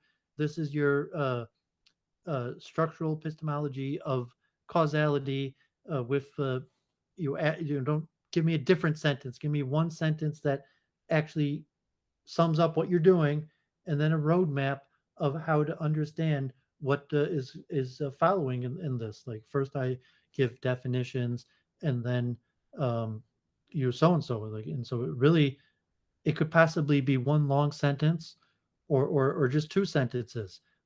Certainly a paragraph. Like no, it doesn't. But just missing that, and you could see you didn't even think it through yourself that you can't even say it clearly now.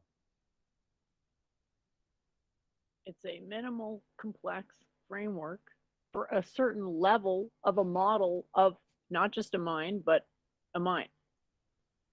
So I don't know what saying that actually does. I feel like saying what it is makes it more confusing. Just don't even worry what it is. Just look at it. And then afterwards, it'll be like, okay, this is what it is. It's not a model because a model has to make predictions. So in order to get predictions from this, I would need to interpret it. So that's why it's still metaphysical. Okay. Very fine line here because between interpretation and prediction, that's usually a geometry that draws that line. So what point I'm trying to make is that these are popular currents of thought based on what are largely claimed to be metaphysical simplicity. And I'm putting forth a system which is going to be able to handle a simultaneous singular ontology and pluralistic phenomenology. Okay, I didn't put that in words. I should have done that. Well, then you could simplify that to really just one sentence and then a roadmap of what's following. If you have a few pages, so like what you're doing and how you're doing it. Yeah, that presumes transcendental knowledge of methodology, and I wouldn't say that's how it works. Like I can't explain my own methodology as well as I can apply it. No one can. Well, I'm saying that your methodology, you explain the words in front of you. So you have that sentence and saying, I will first I present definitions, and then with these definitions, you're so and so on that, that you have to give a roadmap for how a person's going to understand what they're looking at. And if you can't do it, it's unintelligible.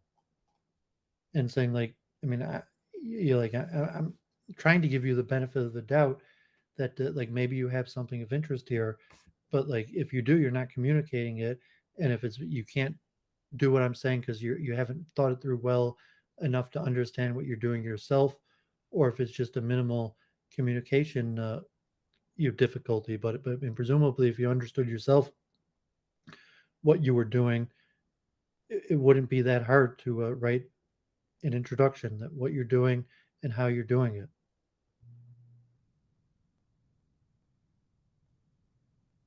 That is what I'm doing, though.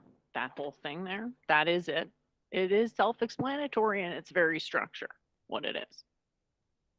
Yeah, but that's up to the viewer. Well, if the person reading it cannot see that it's what it is, then it's not for them, I guess.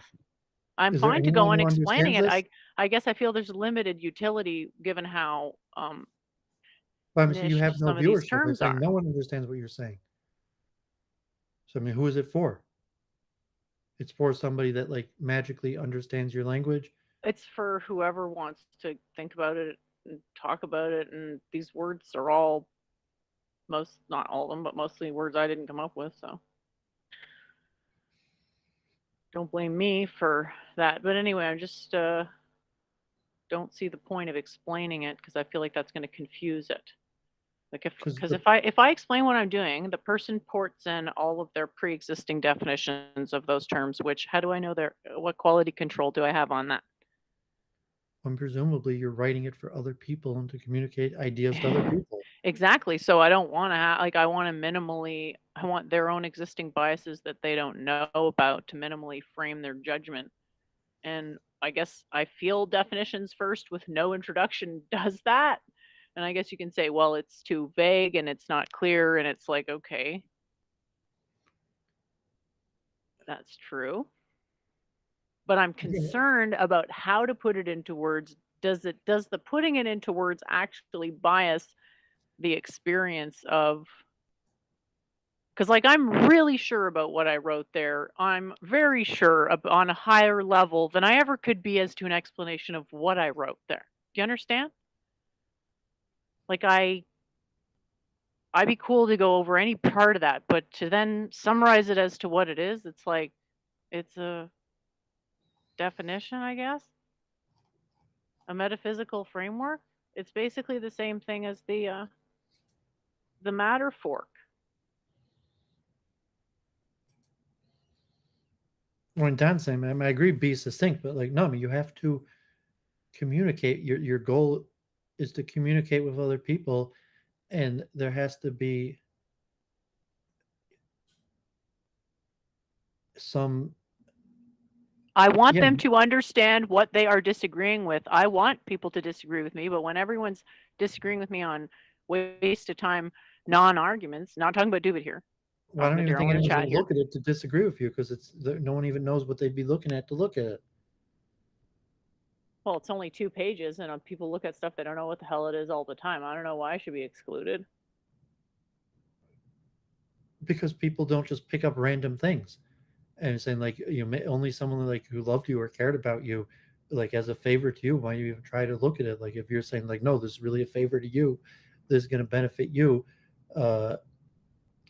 Yeah, I'm not even sure like if your home audience, like if you made a video and like, or if you put this on your blog, like if it would get any hits. You would have to give some sort of explanation that someone would find it interesting to pick it up and look at it and think about. He's like, here's like a few definitions on a paper. Let me think about it. Like, no, I think no one's even going to pick it up.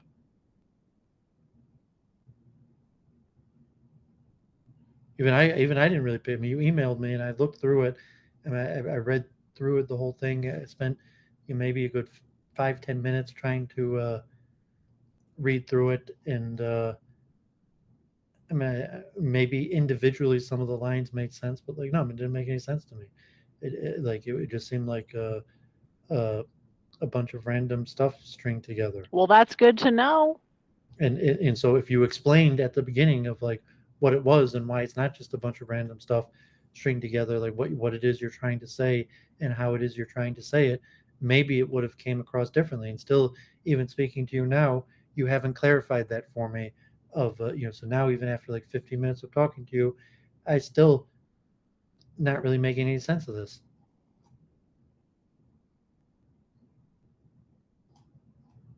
Okay. Well, I will think about that. Because,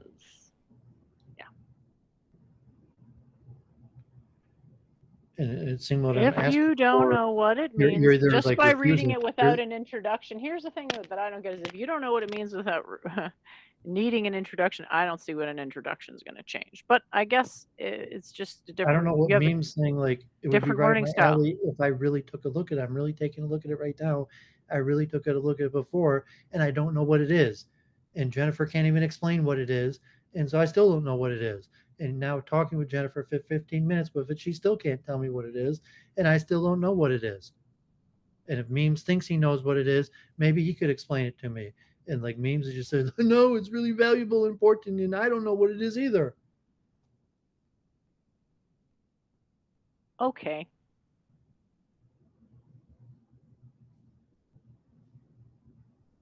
Yeah, I guess there are some philosophical positions I would like to try to reconcile and to try to explain that. It feels like if I open that door, then it's like, the Mr. Burns thing where he's not dying because all the illnesses are walking through the door at the same time thing. I know that there's a lesson. There's a lesson. I think I showed this somewhere. a few weeks ago. If he was mentioning the bicameral mind, the famous Julian Jaynes, The Origins of Consciousness and the Breakdown of the Bicameral Mind. Great book. I still have it on my desk. I read it in high school. I plan on rereading it soon. Maybe when I get to rereading it, we'll talk about it.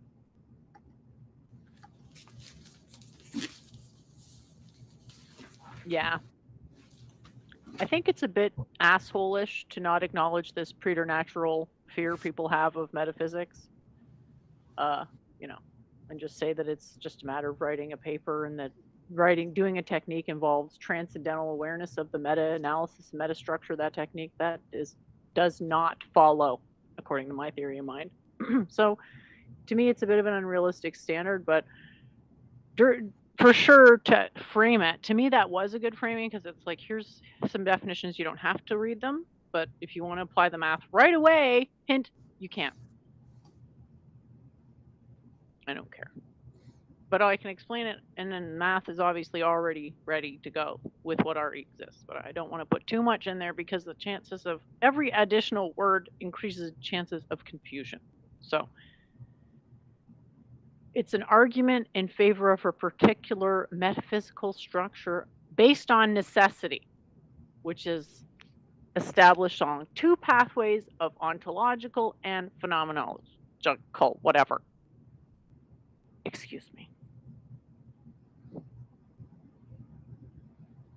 It Memes is trying to help me by saying levels of logical analysis and transitions. We're not really talking about logic here. We're talking about mechanics and how things come to be.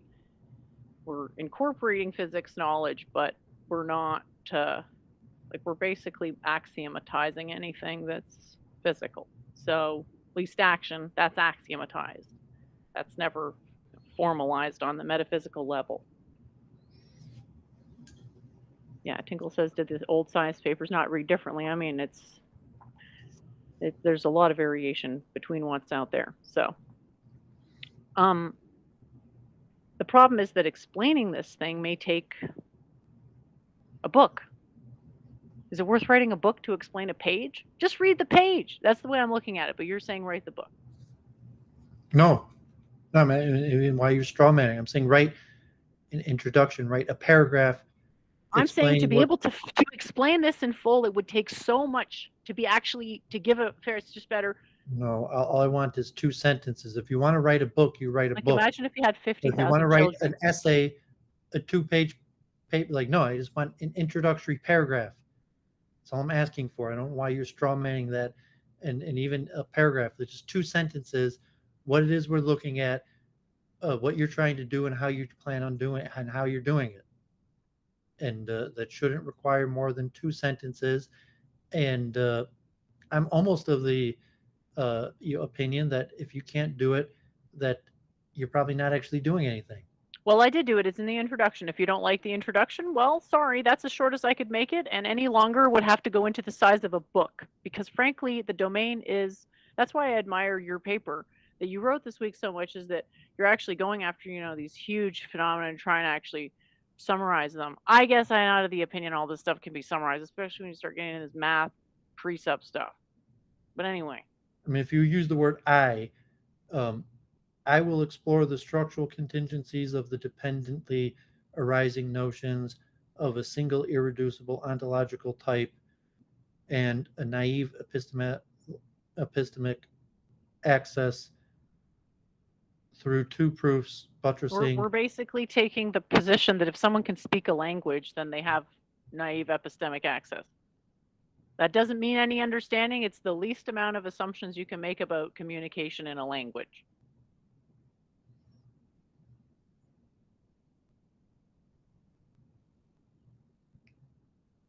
Yeah, our ways, old-fashioned. I don't see to the word max. language in your paper. I mean, I hear you just use, but where you don't even use the word language in your paper. That's right. I didn't use it. And that's why I'm glad to have you that the help me irreducible understand these ontological things. type is a language? No. I'm saying we have access to language through naive epistemic access. Or naive epistemic access is evidenced by the capacity to speak a language. You establish that someone has NEA based on, if they can speak a language, then they have that. That doesn't mean they actually can convey meaning in that language. It just means that they can convey some meaning to get by. And then it's building on that towards a unified ontic realism. It's reconciling those two meaning things. necessitates language. I mean, because that's what you say. You say naive No, I'm not saying that. I'm not saying that. I'm saying that as the identification of meaning, at least in principle, through sensory impression. Using that necessitates language to identify meaning through sensory impression. No, I'm saying we're building up a model of language, and this is the first step. We're not at language yet. We're at the very, very ground floor of assumptions that we can make. So my argument in favor of the single irreducible ontological type, which was taken from someone else. I don't know if they want me to credit them, but I'll definitely make that clear. So we say that we can't establish that there's anything more than a single irreducible ontological coherently type. Identify a type. Yeah, I'm providing like a structural definition for typology that's predicated on contrast. And to isolate a type, it's predicated on pre-existent coherent conceptualization of multiple types, and that is predicated on the capacity to identify the meaning of one type among many. And I mean, so even this regression, is unclear. I mean, if you're making a claim of these necessities, that of one being predicated on the other, that I was trying to set it up as a series of syllogisms. Yeah, but you're making a logic claim that one is predicated on the other. I'm saying they're mutually co-arising. So I'm saying that, you could sort of arbitrarily have one trump the other, but obviously the ontological one will trump on the physical level.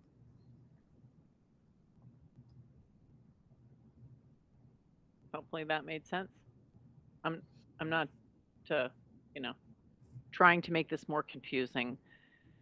But do you see my concerns with how introductions themselves require a list of definitions? Because there's words in the introduction, like if you want to make the introduction short, and I do, and I think that's partially like my own way too old-fashionedness to try to make these things as short as possible, that they're so short that they're like nonsense. But because everything is just happening simultaneously, it's hard to know where to truncate particular things.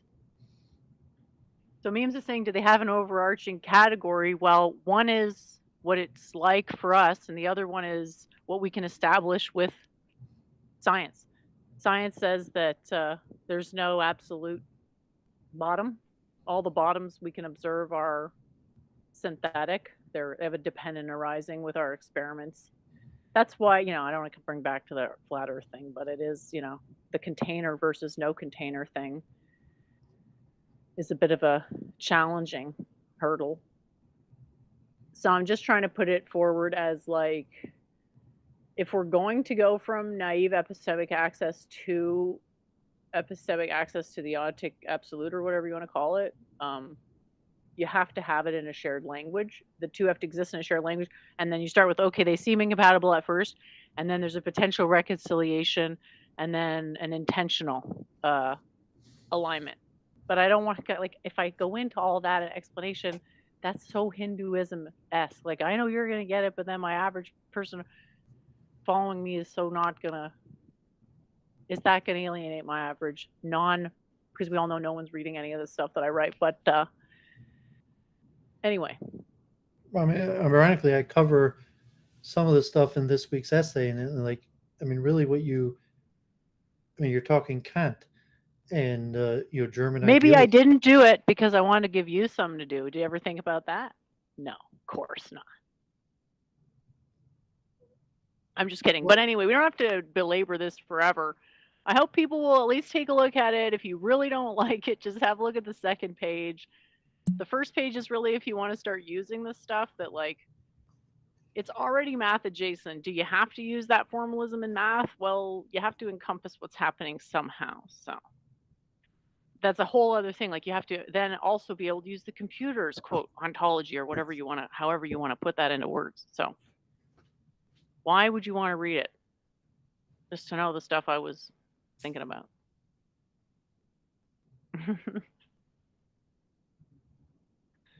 Let me think. Why would you want to read it? I'm not sure.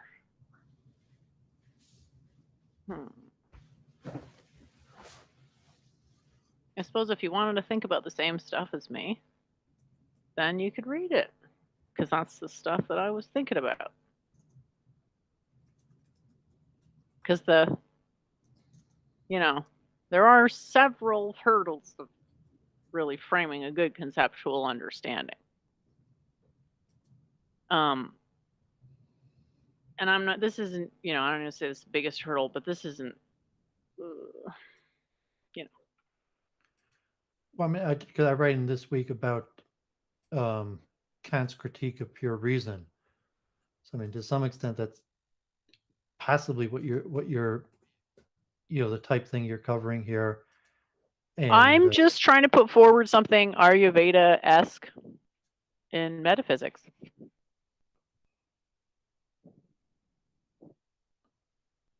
But I think it makes more sense to use this different language with epistemology and ontology, because one is more process-facing and one is more structure-facing. Those words would appear to encompass those notions adequately. Anyway, I'll think about it and, try to explain it more. But I got to say, if I come up with another idea, I'm probably going to just do the idea. And then if I just write a bunch of these ideas and then they all go into one book, that only needs one intro. The problem is that using common language, okay, is actually increasing the probability of not understanding. That's the whole point of invoking these other systems, is to say, like, well, there's this idea of two truths, and conventional language doesn't really encompass them, and so on and so forth. You're like, why can't you summarize the entirety of this, like, incredibly complex philosophy in a couple of lines? It's like, I'm sympathetic to those desires, but it's kind of like summarizing everything in a formula. Even if you can summarize everything in a short formula, the meaning's not coming across. So this is an ongoing thing where there can be so much talking and no concern for the actual shared meaning. And so this will make it possible to share meaning faster, I guess, if you're using that exact same approach, because you can verify, if I think about it, minimum criteria for sharing meaning. That's something you can establish. I was thinking to write maybe even next essay on, communication theory, and just seeing how difficult this is for you. And in general, you're this concept of message I can medium. communicate a lot of things. I can communicate a lot of things. I I mean, would message medium rather try to receiver. communicate stuff more. I would like to communicate more challenging things. Yeah, but I was saying it's a breakdown like message medium receiver. So, what is the message? What is the medium? What is the receiver? And saying you have an introduction, that's what you convey, and it doesn't have to be complicated because you're conveying message medium receiver.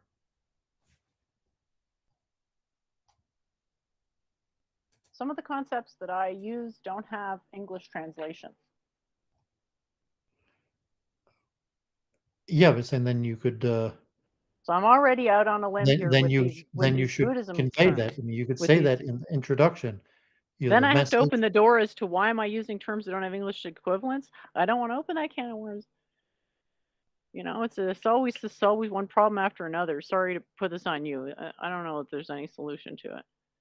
Well, I mean, so you don't have a receiver. So I mean, that's what I'm saying. That if you haven't thought through the communication theory of message medium receiver, so if you look like the medium is the English language, but you're saying the message isn't, then you have to rethink through what you're attempting to do, and there may not be a communication there. So message medium receiver. Well, I never And know necessarily what I'm writing about when I start. But I realized I want to try to make it as short as possible. But I also had to have definitions there, because then it was just going to be, illegible.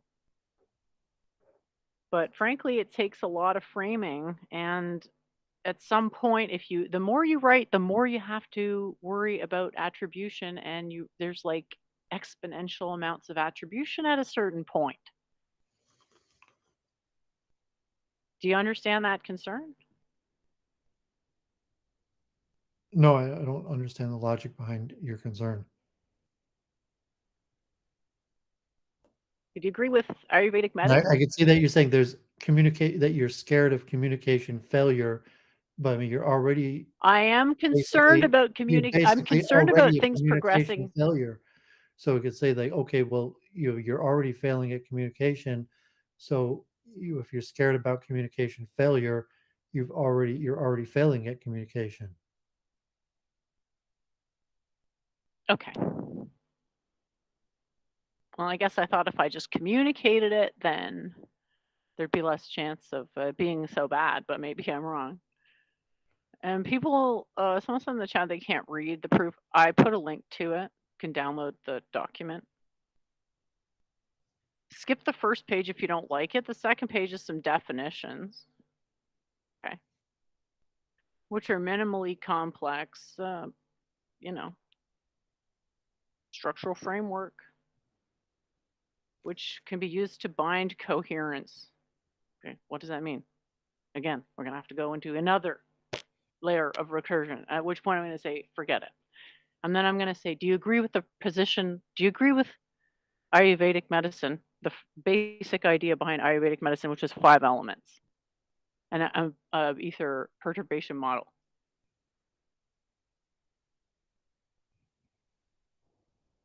No, right? Because nobody knows what that is, right? We're into a flat earth sounding territory. I don't want to do that. So in terms of an explanation, you're like, explain what you're doing. Well, where do I start with the explanation? Well, giving a bunch of definitions to me seems like the best place to start for an explanation.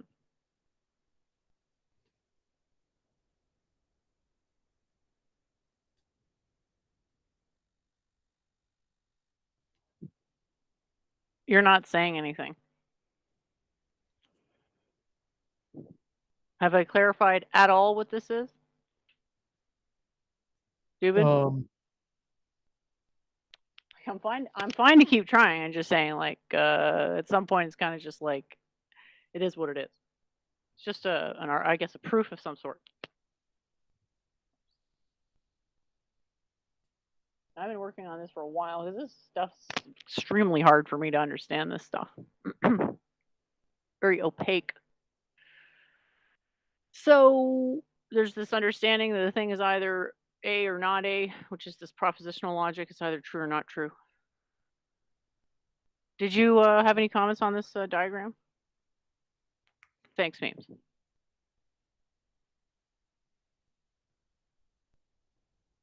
I think I sent it to you. That's sort Yeah, I of saw hard. it. I mean, I don't have any direct comment. I'm not sure if this is basic.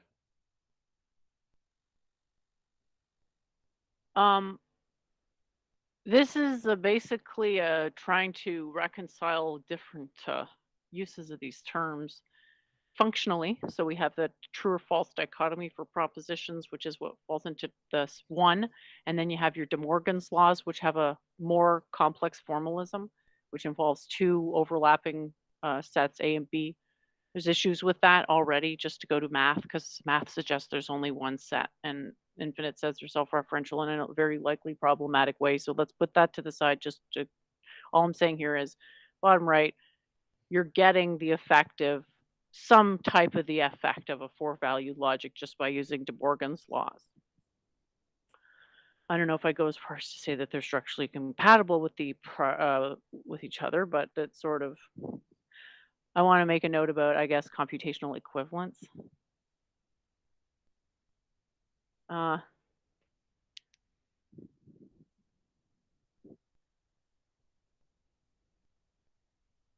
Yeah, so what do you think about that? It's not really an argument, it's more just like a, yeah, I guess it's an argument. Do you agree with the argument? Well, I'm not sure it's an argument. I mean, if you're saying it's why this is an argument as opposed to a definition.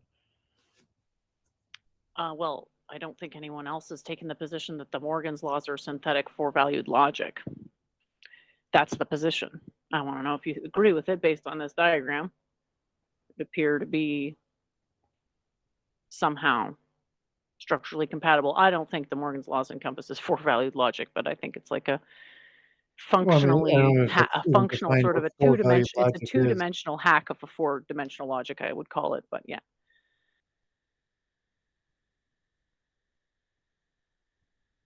I'm just saying based on these structures that they're indistinguishable.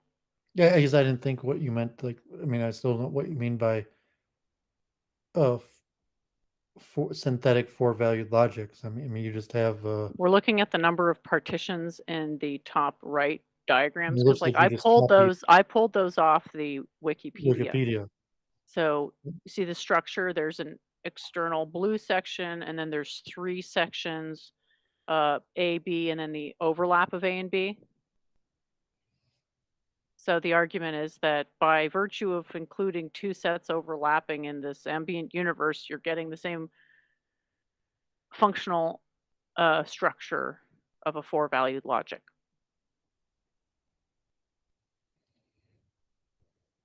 Yeah, so that took a long time to be able to explain. But anyway, seems probably pretty straightforward now, but yeah, anyway. What do you think? Why don't you explain it? You just copied and pasted what was on Wikipedia, or what? I don't see what you're explaining. Oh, I'm saying that the De Morgan laws are synthetic four-valued logic based on their structure. A structure of two circles overlapping with a square around them. I'm saying that because those squares and circles are indistinguishable, that those are functionally equivalent. They can be mapped to each other. And since the De Morgan law admits a map to four-valued logic, then it functions exactly like one. That's what I I'm don't know saying. what four-valued logic is. I mean, if you look at De Morgan's in formula form, there's two equations. If you mean like four values in two equations and two things on each side of the equation, I mean, what's We're four-valued talking logic? about it from a chunking theory. How many chunks are there? So in diagram 1, there's 2 chunks. In diagram 2, there's 4 chunks, and I tried to make that clear with the different colors. And then on the last column bit, I tried to show that the De Morgan law's structure is identical to this hypothetically constructed four-valued logic.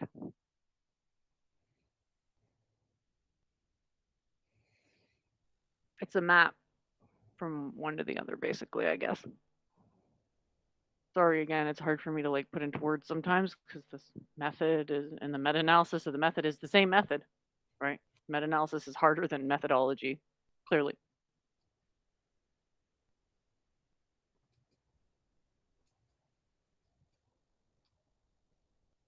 Yeah, so Moral Outrage Prophet asks, can waveforms intermingle and the new form? That's the hard part, right? Because we're sort of faced with what appear to be conflicting things, but which actually aren't. It's 3 plus 1, which in a sense of like a computational decomposition is two two-dimensional surfaces interfering. And that's a numerological thing. Why don't we go to your blog? I hope you don't think that I'm being what do you mean, coy on purpose. I'm really trying to make something that is as hard to misunderstand as possible, which I suppose has the unfortunate side effect of making it also nearly impossible to understand. So apologies. But in terms of making a new middle waveform, the creation of a waveform requires a tremendous amount of energy. Think of us as like a really long-term fire, and our bone structures as containing a really high-ordered fire type thing, plasma thing. So that is like a contained structure. It mingling, there can be information transfer between quantum entities. Sure, that's entanglement. That's just coherent transfer of information. And facilitated by entanglement. Entanglement is something that's predicted from dependent arising. So it's not precluded. It's just like you're talking about mixing systems that are sort of self-assembled, non-mixed. So on the level of a person, in the sense that we're a waveform, not really. On the level of individual chemicals, can waveforms intermingle? Well, sure, because chemistry. I mean, every element, if you want to think of things on that fine level of atomism, like all the individual atoms, you know, they've got their own waveform. So of course they can intermingle. And when they're intermingling non-trivially, well, our way of telling that is, oh, there's a chemical reaction going on. So do you want me to read your or part of your article, which was awesome from what I could see? Very, how long did it take you to research this, by the way? Well, I mean, it was 3 weeks, and yeah, I spent a lot of time. Like it was um, it was a lot of research. I read a few thousand pages. I listened to a few videos, and then a lot of thought, just organizing it, and it came out my longest essay yet, basically 5 pages. And I still like there's a lot of other stuff that concluded that I didn't even be able to get to, and so I just wanted to make sure like get it out there and have something, even though I didn't cover as much as you really to do the subject justice, um but yeah, I think I'm pretty happy with the product, and hopefully I'll return and revise it, and eventually if I write a book that this will be work, and just the organizational structure of how well I have these ideas in my mind has been improved. Okay, you want me to give that a read or start for a bit? Oh yeah, sure. All right, critical theory is an important theory related to consciousness and cognitive revolution, and another precursor school to my multiple truth hypothesis. Unlike most of the other ideas I'm covering, which are more theoretical, critical theory is a controversial idea at the forefront of current cultural wars, such as critical race theory and intersectionality. Different from most theories, critical theory questions the role and purpose of science and knowledge, suggesting that ideas should change society and help emancipate people from falsehood, causing critical theory to be a driving force behind many of the global cultural changes in the last century, with continued influence today. At the heart of critical theory is a philosophical ideas applicable to all the social sciences and an early attempt of an interdisciplinary approach to research providing a unifying force in the cognitive revolution. In this essay, I will explain what critical theory is, the origins of the Frankfurt School to its current offshoot movements today, and the wider implications to the cognitive revolution and cultural wars today.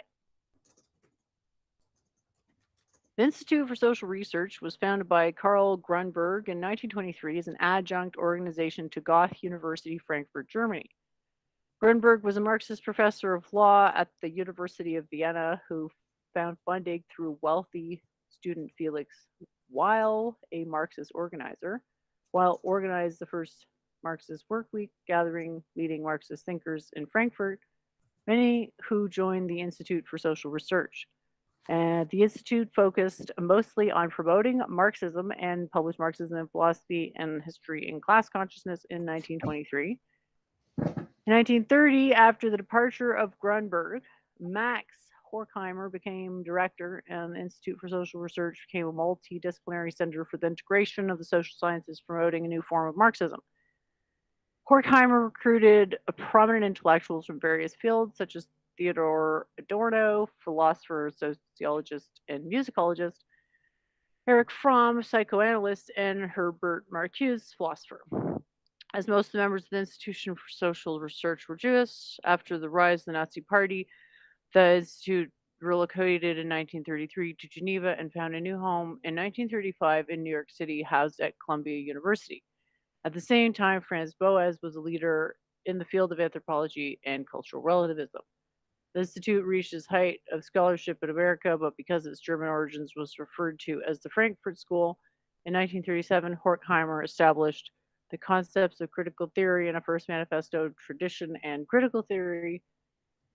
And over the next decades, the disciples of the Frankfurt School fully developed critical theory where the ideas reached wider audiences and application to social movements. And as a leading factor to the cognitive revolution that changed the understanding of social sciences and cognitive research.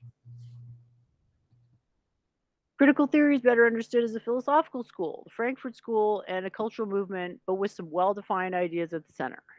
Although the original members were mostly interested in advancing and critiquing other major philosophical schools of their day, some main ideas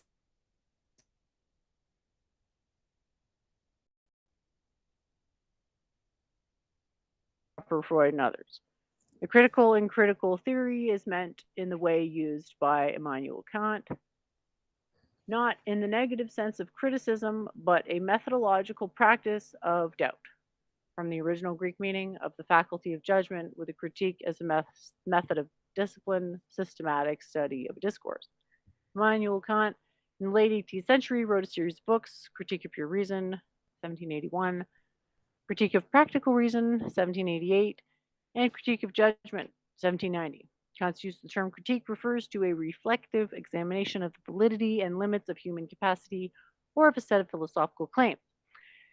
This critique can be extended to a systematic inquiry into the conditions and consequences of a concept, theory, or discipline, attempting to understand their limitations and validity. George Wilhelm Friedrich Hegel broadened the use of critique to the systemic inquiry into the limits of a doctrine or set of concepts. Frankfurt School was responding to the tradition of German idealism, which attempted to bridge the gap between rationalism, holding knowledge can be attained by reason alone, and empiricism, holding knowledge can be arrived at only through the senses, in line with David Hume. Kant's critiques seek to rebut Hume, accepting that even though we depend on objects of experience to know anything about the world, we can still investigate the form our thoughts take and determine the boundaries of possible experience with reason. Hegel, recognizing the limits of abstract thought, sought to connect thought to historical realities, adding the element of history and interaction with others to trace the formation of self-consciousness. Hegel is known for the Hegelian dialectic, a three-stage process of thesis, antithesis, and synthesis. The thesis gives rise to a reaction leading to an antithesis, which contradicts the thesis, and the tension between the two is resolved by means of a synthesis.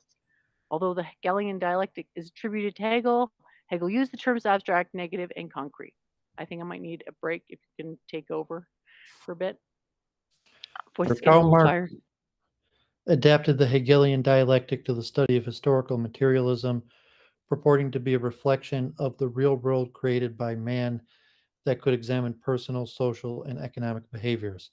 Marx's dialectic is the direct opposite of the Hegelian dialectic, which examined the process of ideas, an object of thought, as an independent object. As for Marx, the idea is the material world reflected by the human mind, translated into forms of thought. Dialectic materialism emphasized the primacy of the material way of life, social practice over forms of consciousness, and focused on class struggle to comprehend the dialectic contradictions between mental and manual labor. The Frankfurt School arises in the tradition of Marx in opposition to German idealism, seeking not just to advance an understanding of mind and social structures, but to transform them. The Institute for Social Research was created as a vehicle to promote Marxist ideas. Edit that, I have Marxism ideas, uh, drawing on the traditions of Kant and Hegel, but also critical of the current state of capitalism and communism. One of the main movements to which the Frankfurt School arose in opposition to was logical positivism, which held that only statements verifiable through direct observation or logical proof are meaningful in conveying truth value, information, or factual content. The Frankfurt School sought to create special studies as a guide for human action aimed at producing enlightenment enabling agents to determine true interests. They disputed the positivists' empirical account of natural science, attempting to objectify natural science. The early Frankfurt School sought to rehabilitate reflection as a category of valid knowledge and focused on ideology and forms of consciousness. A critical theory is a reflective thought theory which gives agents a kind of knowledge inherently productive of enlightenment and emancipation. Horkheimer was critical of positivist chaotic specialization of the sciences, claiming science fails to grasp its relationship with the very society which helps shapes its existence and future direction. Positivism disconnects science from society, creating facts devoid of context and destroying the potential for human emancipation. Max Horkheimer, as the director of the Institute for Social Research, helped structure the basis of critical theory. In Tradition, Critical Theory, 1937, Horkheimer defined a critical theory as a social theory oriented towards critiquing and changing society as a whole, in contrast to a traditional theory oriented only towards understanding or explaining it. Theories are critical in that they seek to liberate human beings from the circumstances that enslave them. Liberation is done by focusing on ideology and forms of consciousness. Forms of consciousness are socially necessary illusions to be understood in the historical context in which they are created to stabilize society, but eventually enslaving us to false ideology. These social structures repress people to create stability, often frustrating preference to a greater extent than needed to maintain or reduce stable social structures. Ideologies are held with more confidence than the evidence warrants, creating mass delusion and false consciousness from which critical theory seeks to emancipate. Radical criticism of society and its dominant ideology is the ultimate goal of social research, not just for the sake of moralizing, but the search for truth, and as a cognitive enterprise, a form of knowledge. However, critical theory differs from the natural sciences in cognitive structures, requiring basic changes in epistemological views we have inherited from traditional experiences. Scientific theories have instrumental use based on empirical confirmation and logical structures, whereas critical theories are reflective cognitive structures, part of the domain they describe, which allow people to become aware of hidden coercion free from delusions. This puts us in a position to determine our own self interest, employing critical theories as a vehicle of enlightenment and emancipation. In America, Horkheimer and Adorno continued to develop critical theory, publishing Dialectics of Enlightenment, 1947, claiming enlightenment seeks to undermine myth by creating new myths, and fully developed the method of critical theory. In 1950, Adorno and other thinkers changed directions from earlier Marxism and published the authoritarian personality, trying to understand the Holocaust and causes of World War II, and psychological motivations behind personality traits. The Frankfurt School was further developed by Herbert Marcuse into popular culture, applying critical theory to American culture, as where Horkheimer and Adorno's work focused more on criticism relevant to pre war Germany. In 1955, Marcuse published Eros and Civilization, attempting to synthesize Marx and Freud, the title being a play on Freud's 1930s Civilization and its Discontents.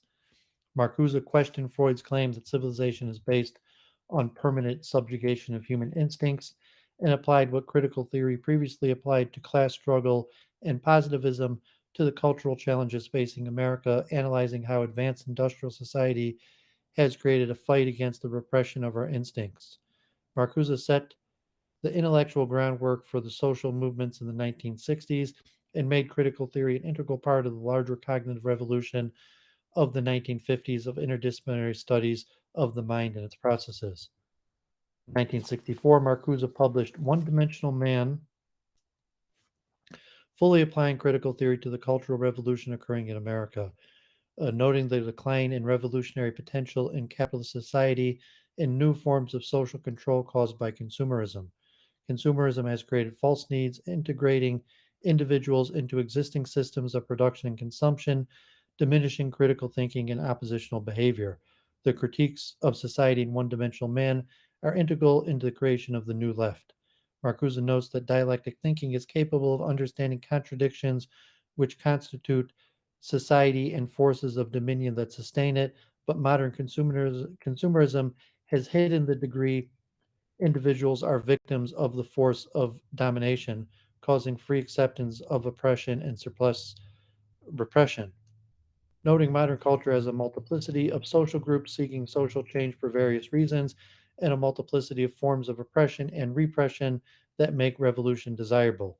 A full analysis of the effects of critical theory and the Frankfurt School on American global culture is beyond the scope of this essay, but I wanted to trace the origins of critical theory to creation of the Frankfurt School in Germany and its transplant into American society being part of the larger cultural revolutions of the 1960s.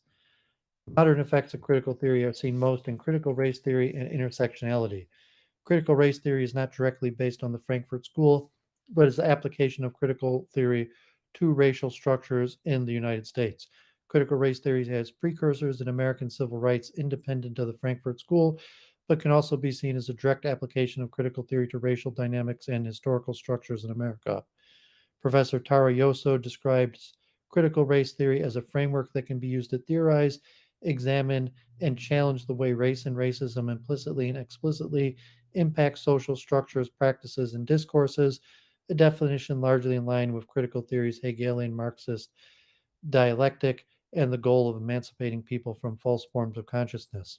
Critical race theory started to rise in America in the 1970s after the cultural movements of the 1960s, focusing on efforts to desegregate American schools and the writings of Harvard Law professor Derek Bell.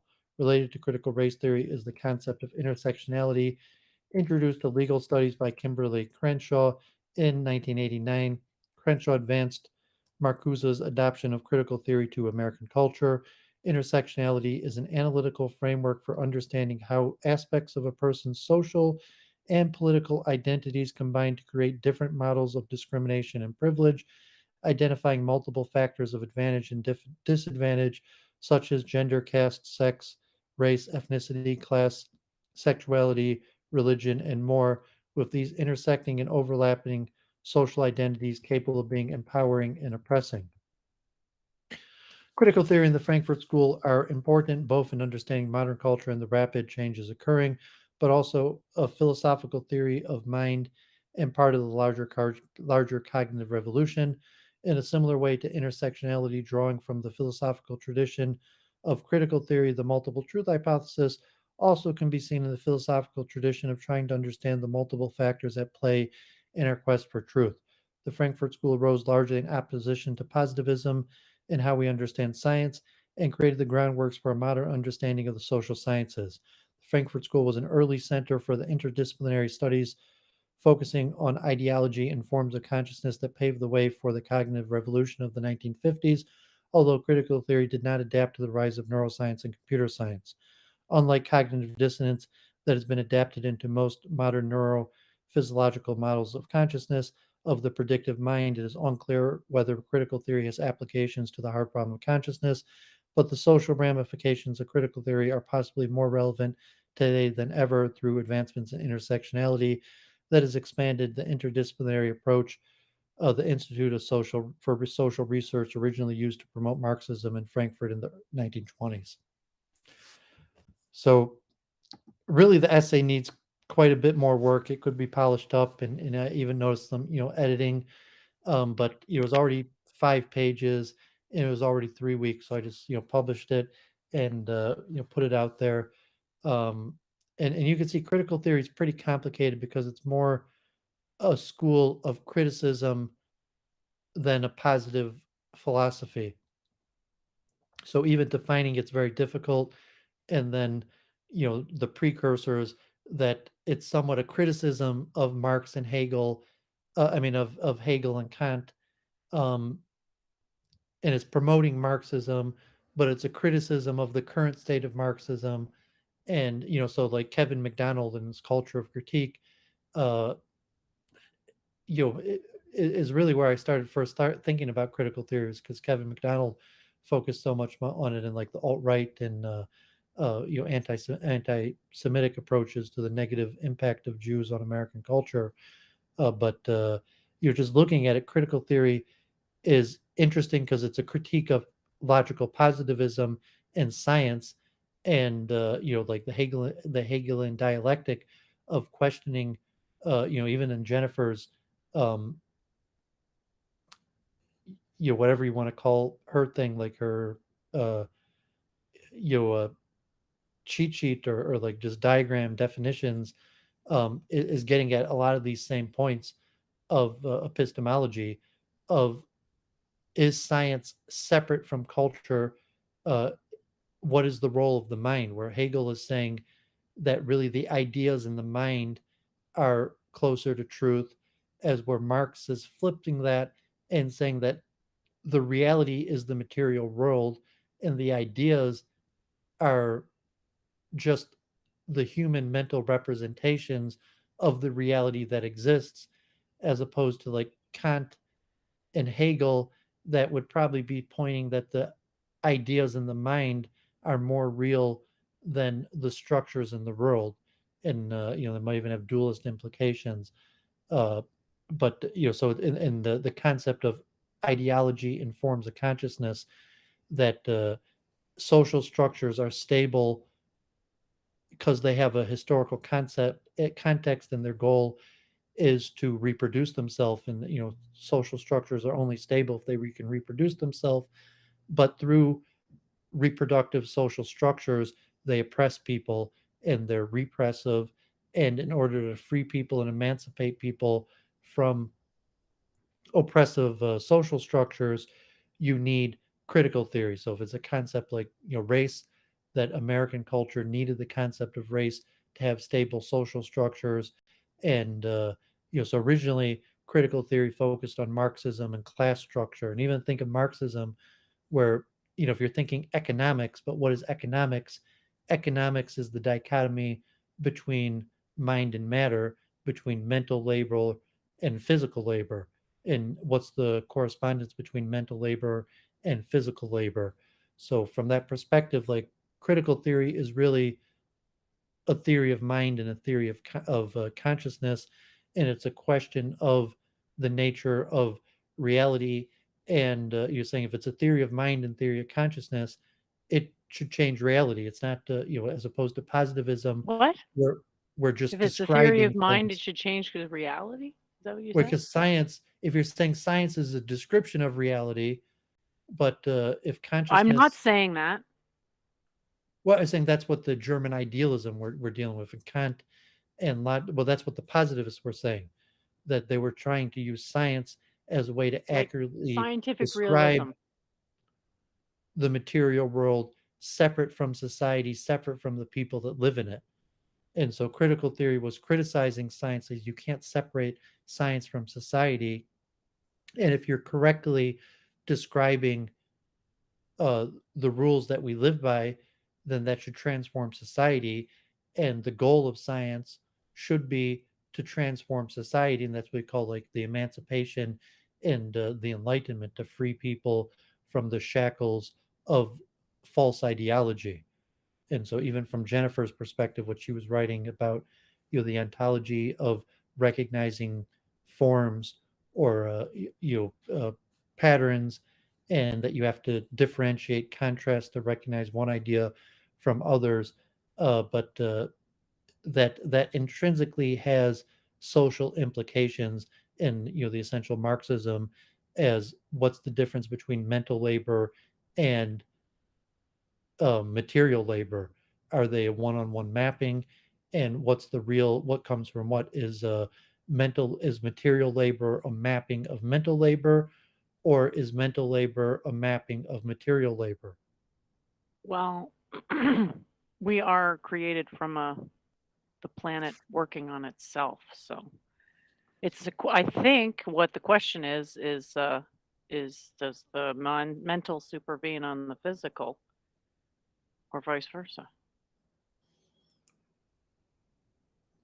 That's the question.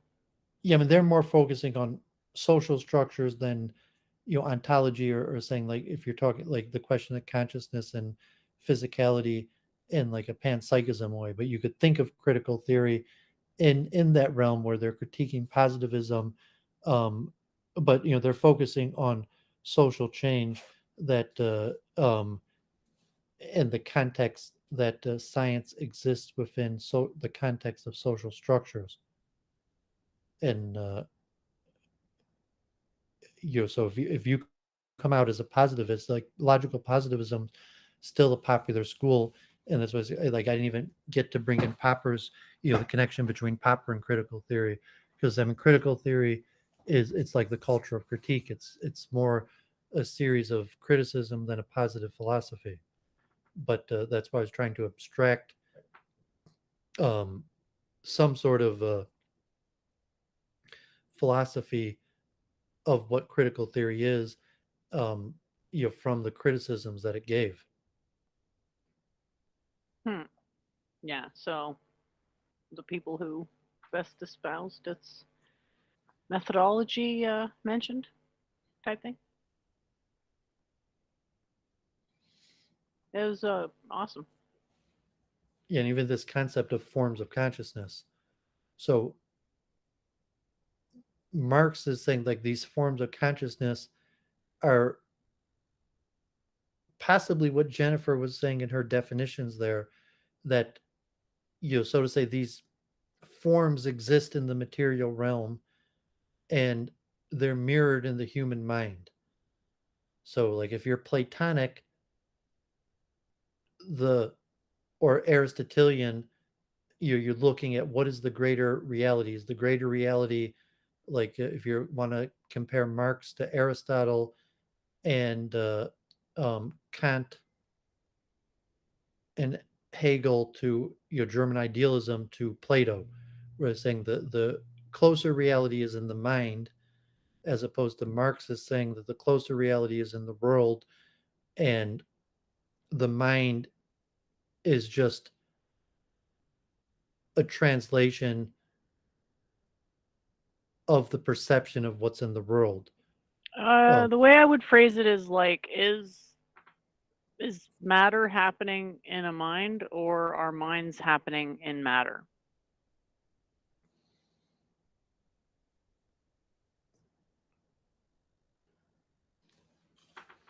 Because it's like ultimately it's you can't if you're actually going to propose a thesis, you can't presuppose it twice necessarily, or maybe even three times. And how do we know how many times we're presuming our own conclusions if all we have access is the superficial phenomenological level of language? Like the argument I would go from what I put forward already is to say like the letters and the words, etc. That's an even further level of abstraction.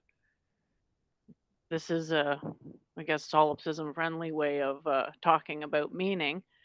And we do have to make certain presumptions about computational complexity of sorting, but not actually, hopefully, as little, it'll be clear as few assumptions as possible about an actual conscious structure, which is good because I'll go in the future.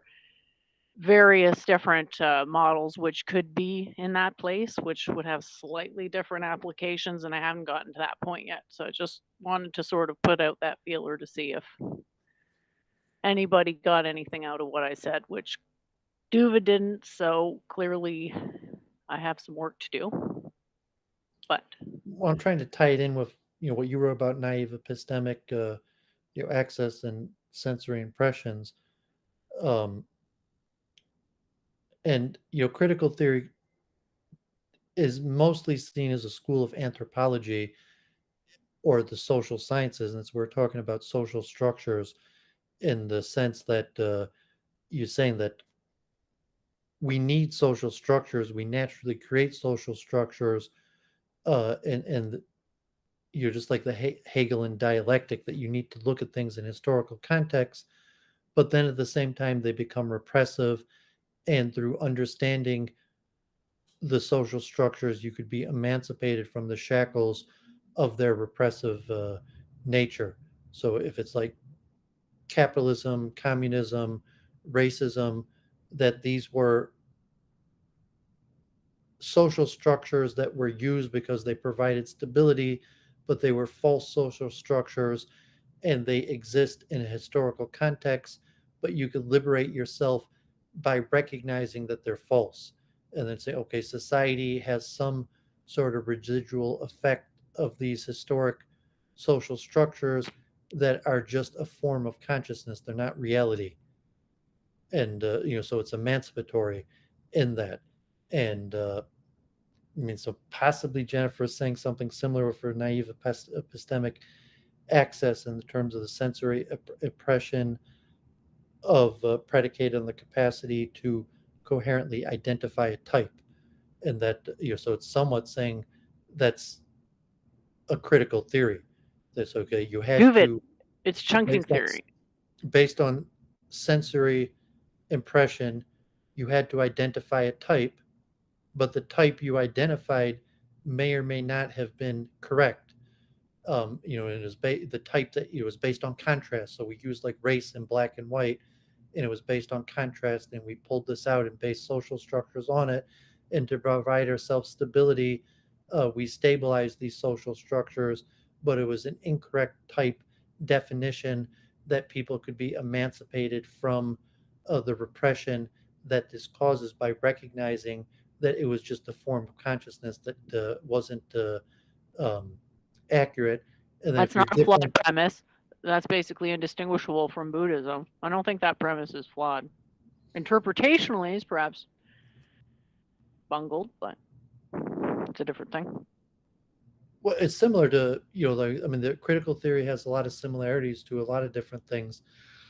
But in terms of like critical race theory, intersectionality, and Marcuse, I didn't mention in the paper, but Marcuse became big in like gay rights movement and feminism, where these things like gender and race and sexuality, but came to say that that's why it was part of the Cultural Revolution, and what I said like the degeneracy of society. They were saying these historical social structures were just a form of consciousness. They're an illusion of the mind that didn't correctly map to reality. And if you were shackled, so if it's like traditional values and freeing yourself from sexually or in various ways, that's part of the Cultural Revolution that critical theory was used. um, but you could just understand the pure um, philosophical nature, like in a Buddhist way, of how do you ascribe meaning to things, and the meaning is just a temporary stability structure, and by you obtain benefit from the temporary stability of the structure, but at the same time, the temporary stability of the structure becomes repressive to uh, the ultimate truth, which is not the temporary stability structure where your definition or understanding currently lies.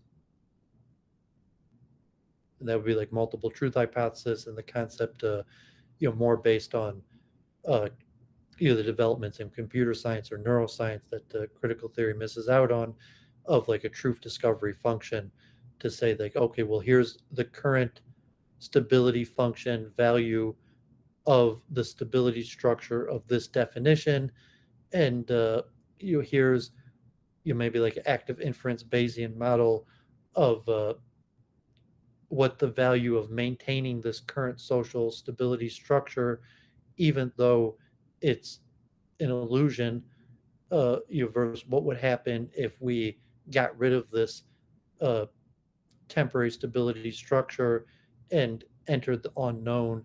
Who knows where we're going to find the next temporary stability structure?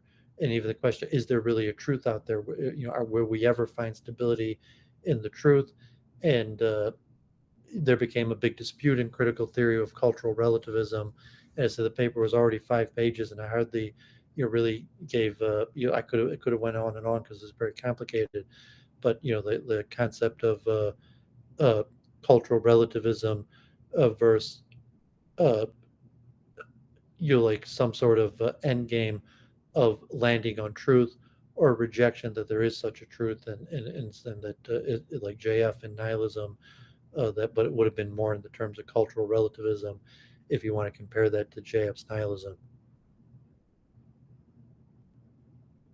Yeah. Thanks for tuning in, Dark Matter and Battle Rap. Memes of Destruction says multiple consciousness hypothesis. So, one of the things I was looking at, I don't know if I've shared this already. Apologies if this is a do-over, but basically what I'm saying is like Multiple forms of consciousness. I mean, it depends how you define it, but say multiple forms of consciousness. If you want to call multiple truth hypothesis, and a truth is a form of consciousness, not consciousness itself, because consciousness is more ethereal or to understand what consciousness means, but truth you could call a form of consciousness.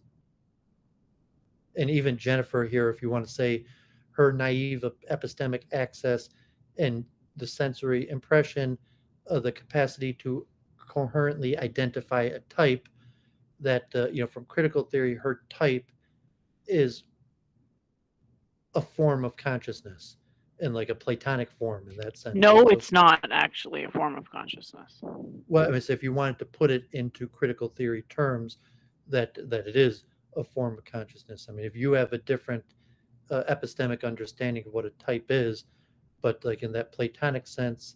Well, the argument is like if there's only a single type, then all distinctions are occurring within the single type. Well, the Platonic sense is that there is a true form, as opposed to the critical theory, which is possibly nihilistic and culturally relative, that they're really all types are false, that they're just a temporary stability structure that we use to replicate social structures, but in reality there is no types. And I don't know if you're taking a view on that. I mean, yours seem to be ontic realism, where you're saying that there is a single irreducible ontological type, which would. By the way, that's somebody else's argument that I haven't. Well, I mean, that would appear and to I'm be happy more to do it, but I Platonic. don't know if they want that, so I'm just going to be like chilling. But it was a beautiful. Well, I mean, it's argument. basically Platonic, or monistic, the single irreducible. I mean, if you're saying monistic, that there's one type where all types derive from, or if you're going to be Platonic, where there's a series of forms and they may be derived from each other, but to say that, or if you're being monistic, where there's one form where all forms are derived from, as opposed to critical I'm a theory. non-dualist, so on an absolute level, I embrace non-dualism.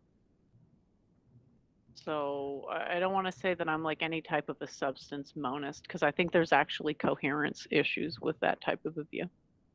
Yeah, Adorno and Horkheimer dispute later in their lives this concept of cultural relativism, and just saying like the naive epistemic access and the identification of a type, and whether that's cultural relativism or forms of consciousness relativism, that forms of consciousness are all relative.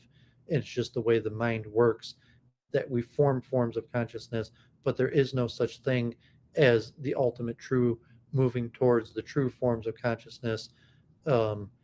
And I mean, I don't think Jennifer's relativistic in that way, and she's trying to come out with I mean, I don't think she doesn't want to be considered Platonic, but it's appearing Platonic. I don't want to be considered Platonic. Well, I don't want to be seen to endorse a view that I don't consider to be rational or reasonable, or however you want to put it. And I think there's a lot of emotionalism in the Platonic and Platonic adjacent views. So But I don't know exactly. just looking at it, appears you're what you're saying doing, though. by virtue of asserting something, even though it's a minimally complex substance, the mere assertion of anything is itself too much, and therefore Platonic, because I don't see how this is Platonic. Well, the assumption of base You're saying forms. that the ontic irreducible type is the monad. Is that right? Well, the assumption of base forms is Platonic. Okay. But it's not a form, it's a type.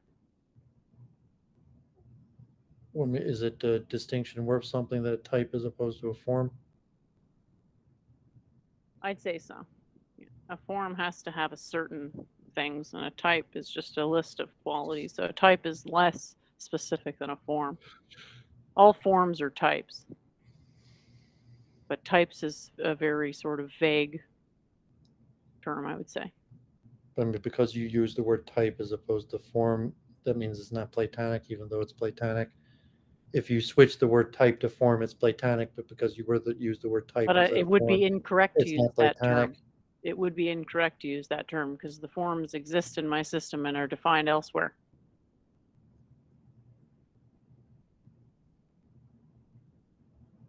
So it wouldn't be correct to say that there's only one single irreducible ontological form. That wouldn't make sense because the ontology and the form would be co-arising.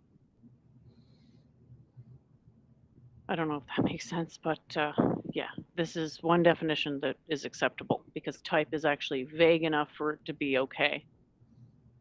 The problem is that monism is always kind of a problem, even if it seems like it's not. And for some reason, all these sites I'm trying to load aren't working. Can you check if we're still live? Like it looks like we are, and it looks like, according to this, is fine, but like all my pages just like will not load right now. Yeah, I have us live here. Okay. If your screen shares or whatever aren't working. They're working. It's just that not all my pages are loading right now. So, unfortunately. Yeah. So again, memes, you're bringing a term in that isn't defined here. So we can't talk about microstates yet because they're not defined yet. This is the basis of what we can define. A microstate would come about as a result of the basis of what we could define, because microstates are physical things. The physical things we have access to, those are the derivatives of the fundamental stuff. So yeah, I really want to share these pages, but I can't because I guess I'll just have to remember what they said. So this is a really interesting article, I think, because it talks about what flatness means in a more geometric sense. So I was trying to get to this, idea that, like, what does it mean for something to be flat? There's technically two definitions that get used. I don't know what the issue is per se. Necessarily, there isn't one unless they run up into conflict with each other, right? So it's basically saying, well, the universe could, if it could have any curvature in principle, why is it having a flat curvature? So sorry that I can't share that, but I just really wanted to bring attention to this. I suppose it's another example of this holographic principle. Okay, now it looks like my thing is frozen. Sorry about that. It looks like the audio is still going through, so I'm not sure. Maybe what I have to do is just like did you get a new camera? No, it's my MacBook. Okay. Your camera is overloading my encoder, possibly. Because as soon as I took you off, it was fine. So, really glad that that's not a permanent problem. I'm just going to quickly load these up before I bring you back here. Well, I guess congratulations on your awesome video. So good that it's crashed my computer. Gave my computer a hard time loading websites. All right. Back If you want to to load up to the, well, you got it, the Wikipedia free energy principle, we could look at those equations. I just put the link in the check. I don't know that there are equations. You mean a particular implementation of it? Well, the Wikipedia has the equations. There are equations. Okay. I mean, free energy is defined as, I mean, if you call it an equation, maybe an algorithm's more proper. An active inference is also defined as an algorithm. Well, okay. I'm not sure what the point of saying that is.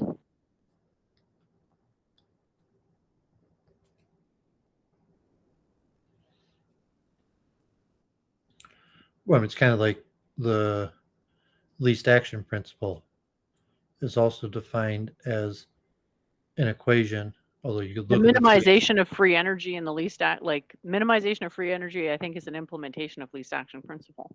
Technically, they're the same thing. Well, I went over that on Weekend Review like a few months ago, but there's the least action principle as defined equationally. There's different understandings of what the least action principle means, but there's an equation form of the least action principle.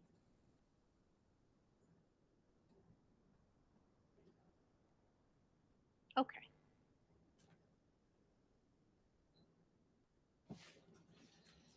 So there we go. I'll just put you, I'll try to share you again. Hopefully it doesn't crash it again. That's what the stationary axiom principle, and we went over it's the integral of as an integral of Maupertuis principle, but the free energy principle is most commonly understood as the stationary action principle, and it has a well-defined formula.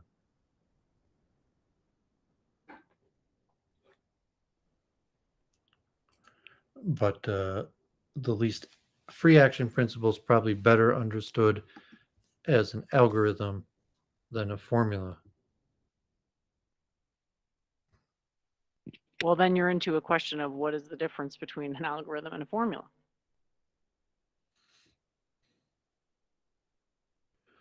Free energy principle is a theory in cognitive science that attempts to explain how living and non-living systems remain in non-equilibrium steady states by restricting themselves to a limited number of states. It establishes that a system minimizes the free energy function of their internal states, which entail beliefs about hidden states in their environment. The implicit minimization of free energy is formally related to variational Bayesian methods and was originally introduced by Carl Friston as an explanation for embodied perception in neuroscience, where it's also known as active inference. So the definition of active inference, you have your variables of a sample space from which random fluctuations are drawn, hidden or external states, sensory states, action, internal states, generative density, and Sorry, where are you on the page? I'm having trouble. Are you at active inference, section 5?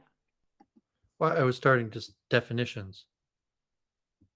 Okay, I still don't know where you are on the page, though. Sorry. Ah. Are you in the active inference section? When a gradient descent is applied? No, you're not there. I started from the top. Free energy. I read the very first paragraph, and then I went to definitions. Active inference is all the way at the end.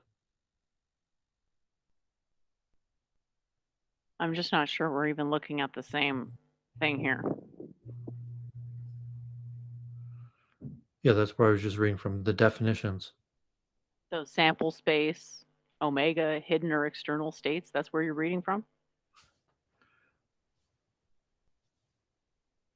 I Yeah, don't think, so yeah. these are the variables. So it's saying the free energy principle will be defined in an equation or an algorithm, and the definition of the variables in the equation um, are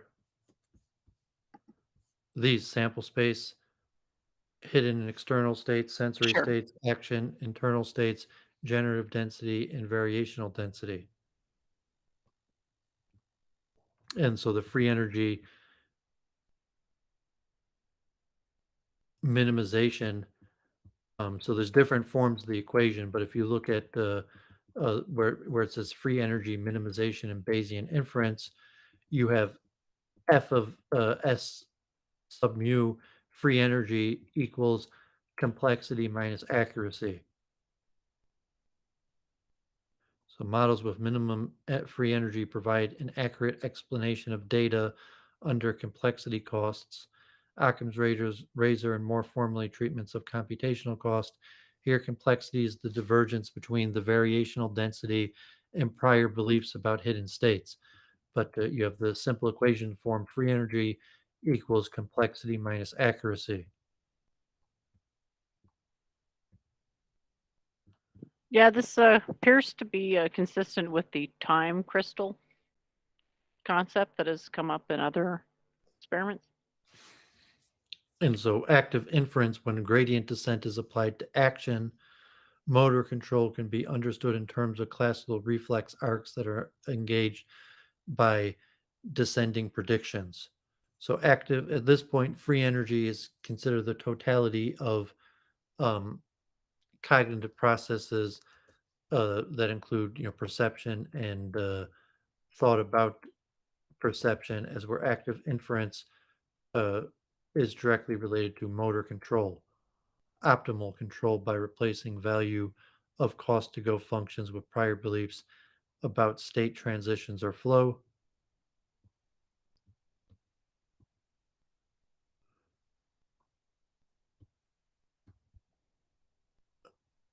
And so this would be like an algorithm for the predictive mind that, taking the sample space, hidden external states, sensory states, action, internal states, generative density, variational density.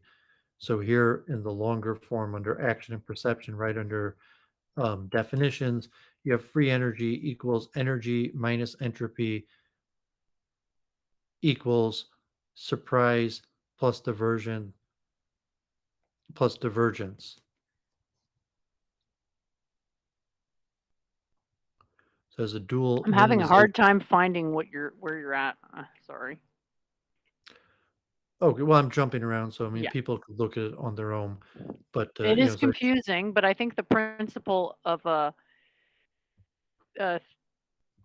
solving this issue of too many states by saying energetically that the system oscillates between several, basically between a fixed, what amounts to a fixed number of states. That's a promising way of looking at it. I don't know why they called it active inference, but I guess it's a way to model what the mind is doing.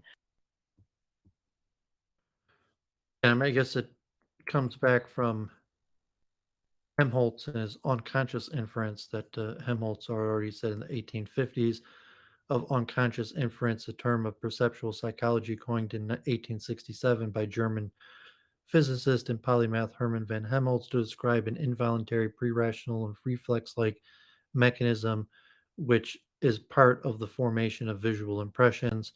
While precursory notions have been identified in the writings of Hobbes, Hooke, and North, as well as Bacon, Helmholtz's theory was long ignored or even dismissed by philosophy and psychology. It's since received new attention from modern research, and the work of recent scholars have approached Helmholtz's view. So Helmholtz unconscious inference has become active inference, and inference is a conclusion reached on the basis of evidence and reason. And so if it's an unconscious inference, as Helmholtz was talking about, like reflex movement, that would just be electrical signals. That's an unconscious inference, like a deduction of like a reflex. That it's as where active inference is is not considered unconscious. That would be a conscious activity. Ah, thanks for making the distinction. But an active inference would still be subject to the free energy principle and the greater reduction of entropy that of Well, the idea is that entropy increases, but there's structural order that clusters. So well, it's a there's trade-off a between complexity and accuracy. So free energy is, and you'd have these feedback mechanisms where you have the free energy to keep on doing the inferences between complexity and accuracy. So how much free energy do you have to do the complexity that will give you more accuracy?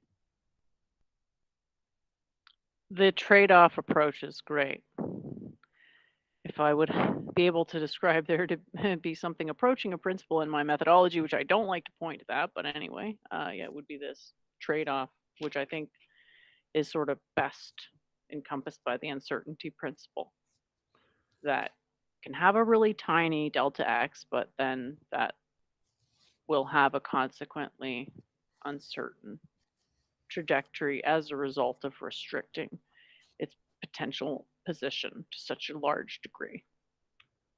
Yeah, so if it's a model to explain possibly all conscious forms, but What it is a pre-model and saying, okay, well, a class of models could work here, and I can make a suggestion or even several, but here's the thing, there's a trade-off with coherence. Like, our language allows us to distinguish a certain number of, okay, maybe it's not even language that allows us to distinguish concepts, but something allows us to distinguish concepts, and there's a finite number of them.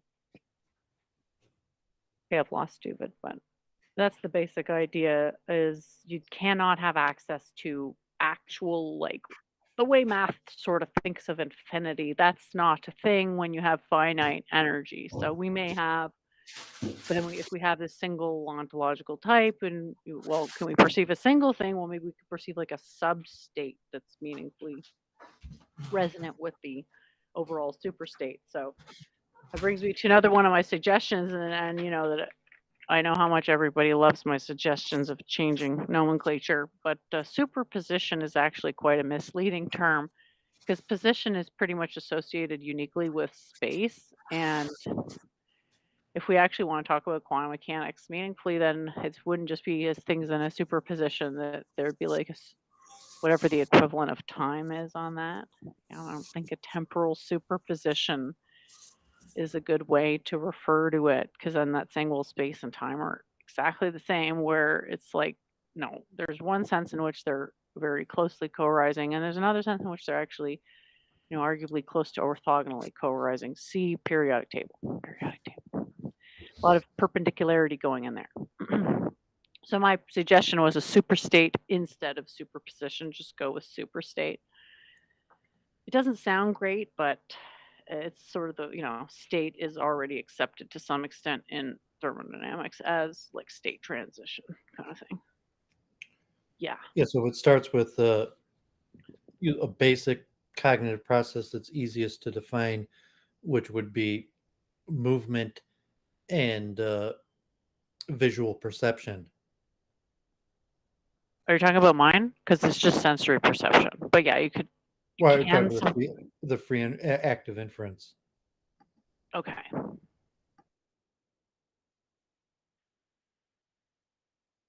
That the basic qualia, even without a qualia, the question of what does it mean to to be the controller, to experience, but to say the connection between sensory perception and motor control.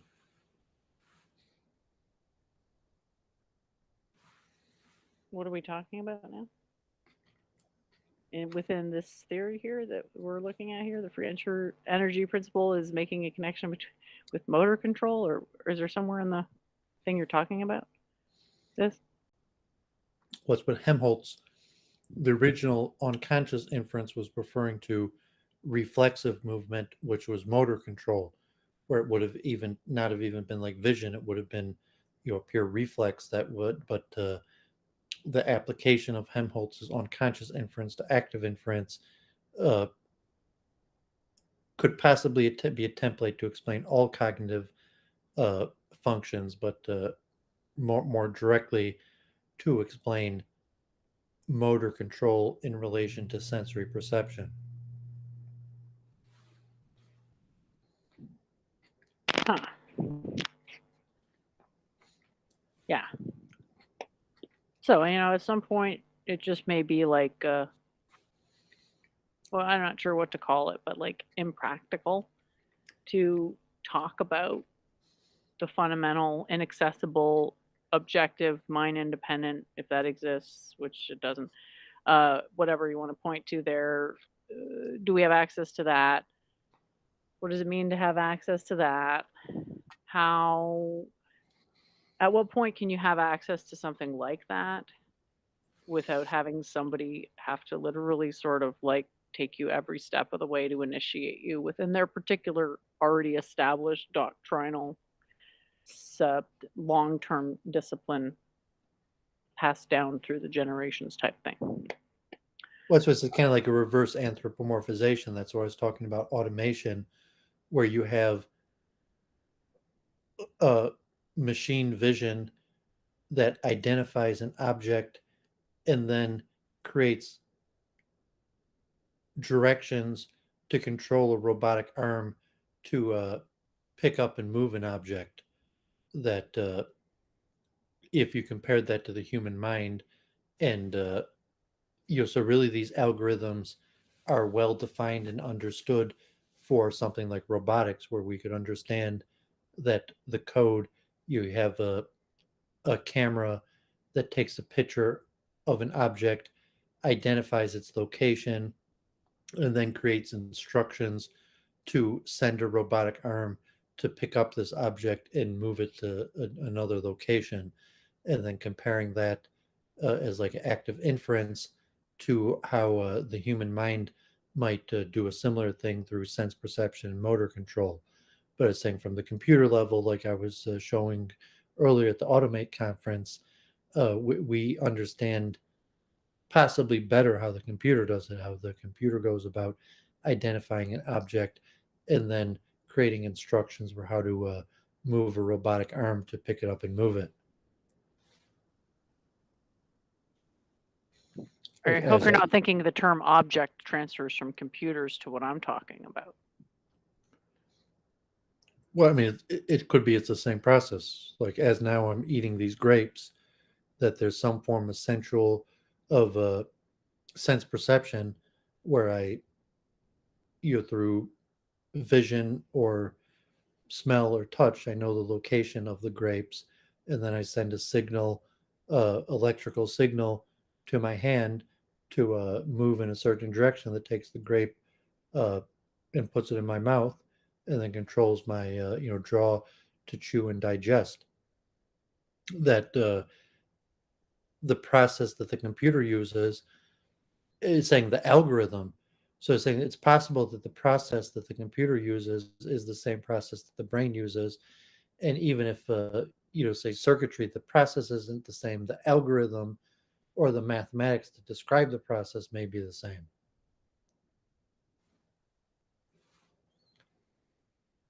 On what basis? That there's an identification of an object and then a signal that's sent to my arm or robotic arm that deciphers how to take the object and move it from one place to another, from my hand to my mouth.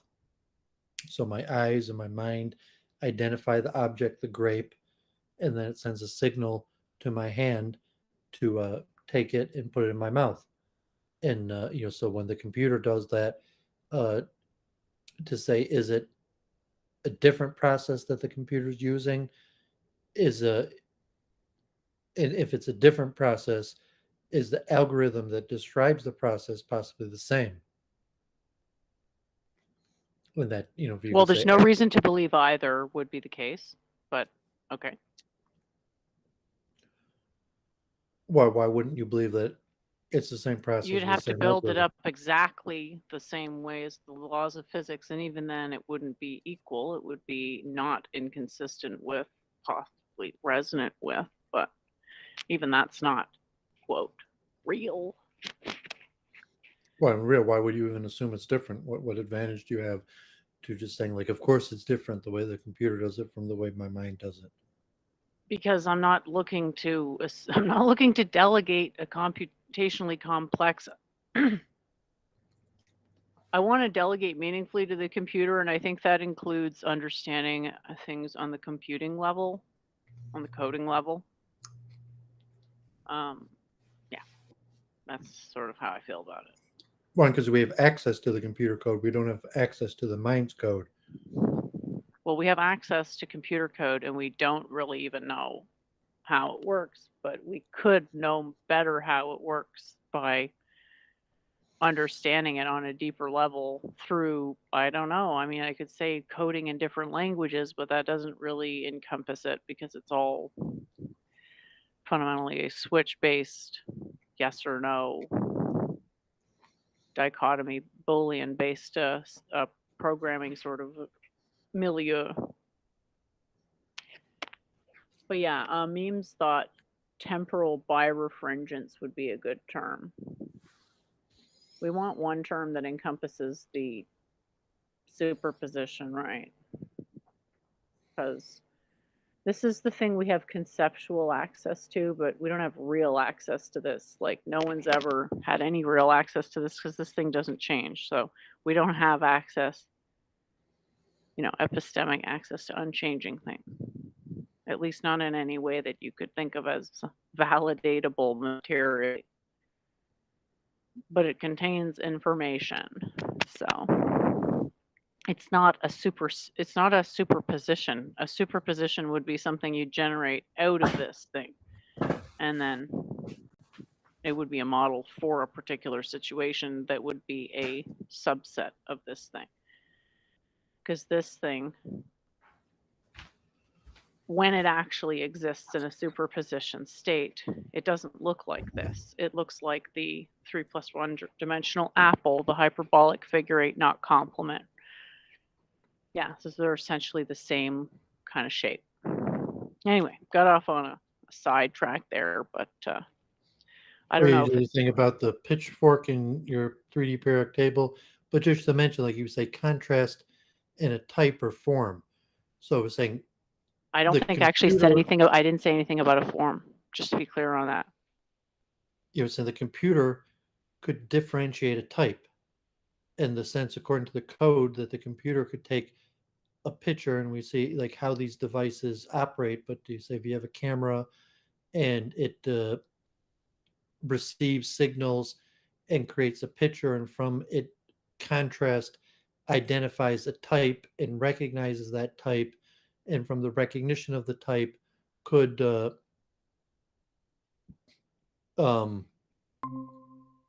command a machine like a robotic arm to take and move that type. But this contrast your recognition of type, you say the computer is capable of doing it, and the computer can say whatever it can model within its own parameters. It can't model outside of its own parameters, though. So you're saying, oh, the computer can artificially impose constructs. I'm like, I know, that's why it was built. That's why it's not like us. We can't artificially impose constructs. Well, we don't know what the mind does. So I'm saying that. Well, we know what it doesn't do, and it doesn't require it to be plugged into something. It's getting its information from somewhere.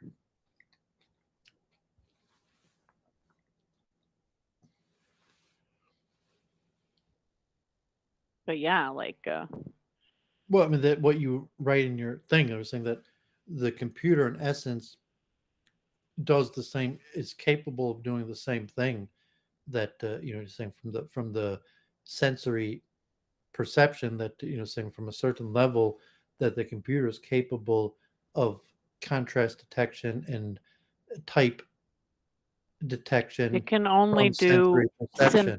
it can do synthetic contrast detection. It can only detect the contrasts we tell it about. Yeah, but saying, but to assume that humans are doing something more significant than that is I have no reason to assume that it works like a computer because we built a computer. We didn't build ourselves. We made computers in a short amount of time. We evolved over an extremely long amount of time. Proportionately, no matter how short you think the planet has been existing for. Much well, I longer mean, than how long it we took did us to build build ourselves, so computers. like a chicken or egg type thing, but we did build ourselves. Over a scale of time that is not comparable to the scale of time that a computer got built on. So it's that on that level But I mean, if you're doesn't line up. assuming that there's some fundamental difference between how a computer goes about sense perception and type detection and we do, that is just an assumption. It's possible that it's the exact same process and way that a computer does sense perception and type detection. I don't know what you mean by possible then.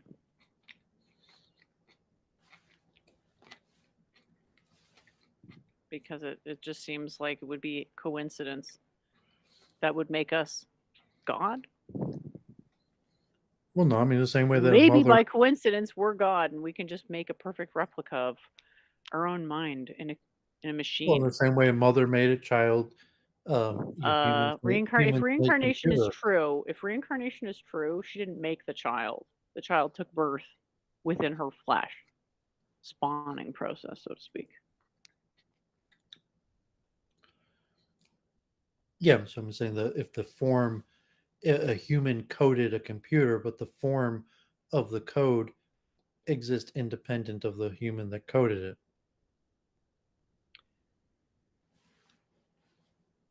Again, what is the point of that assertion? It doesn't seem at all relevant.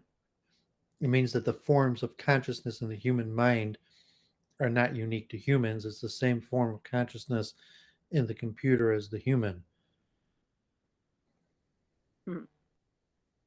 Yeah. So, do you And even I mean, believe you're that? theorizing or even strongly like, no, it's definitely different, but you don't necessarily have. Well, let's think strong about evidence that it's what's a more plausible position. It's similar or it's different. I would say the more plausible position is that it's different. different. I'm not sure why it's more plausible. Because there's no reason for it to match up. I'm not sure Well, we're saying the same thing here, but however we conceive of computers versus how we think about things, there's no reason those things would line up. You're what's the saying they least could action line up. I'm principle? saying, Say oh, if that there's actually doesn't follow that they well, could I'm line saying up you're either. the one violating the least action principle. Why should there be if there's one method that could explain both? Why should there be two?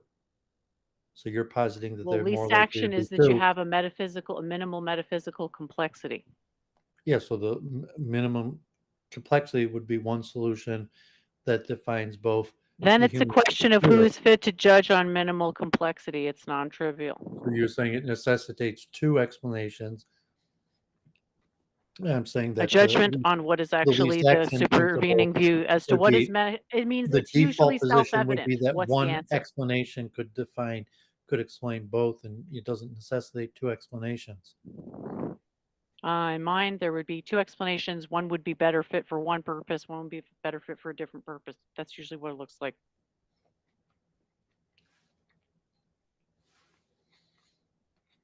So, I guess you want to call it, I don't want to say relativism, but it's fit for purposism, dependent arising. Questions and answers are that's sort of the ultimate dependent arising. But because of the material realm being very mysterious and shrouded in illusion, we don't have obviously inbuilt questions to answers. So I forgot who was asking before about can the mind becoming I forget exactly how they worded it, but it was like, could the mind actually be wirelessly connected to something? Well, it's like, I, if you want to build it up as a model of minimum energy, you're looking at a situation where the information that exists is intrinsic and unchanging, and matter changes in response to unchanging information. Half Coalition commented on your new chair. It looks quite comfy, for sure.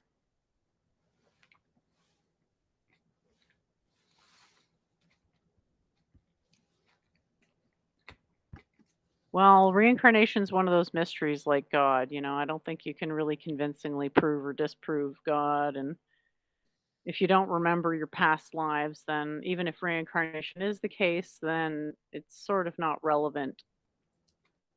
It isn't relevant until it is, kind of, it's a maturity thing, I think. So I'm not talking about whatever, anything other than just a basic modality of what it would entail to have consciousness obey the least action principle. And that's certainly not ex nihilo. So my methodology precludes ex nihilo of any sort. And it's only a necessary sort of conditional. That's why I would argue it's not going to get better than that. But you are still going to have some minimal complexity. And I guess my greater argument is meant to be a series of arguments showing that like there's this approximate conservation of the degree of complexity of information across orders that we have access to, which is ultimately rooted in the quantum periodic table type structure. Yeah.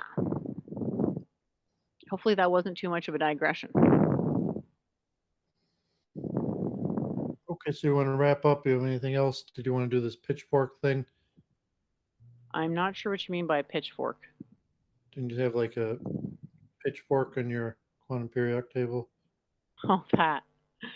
I didn't want to take up a fine tuning argument. I just thought I'm sorry, tuning fork, not pitchfork. pitchfork. Well, I thought I hadn't planned on showing anyone else that, to be honest, because I just didn't want any more conflict. And I didn't want people to think I was taking a fine tuning. Obviously, I'm pro thinking that the universe is like naturally ordered, but these words are somewhat confusing. Hence why I didn't do an introduction. So, did I at least explain why I didn't do an introduction? And I can try to do one, but I'm concerned it's actually going to be more confusing if I do one.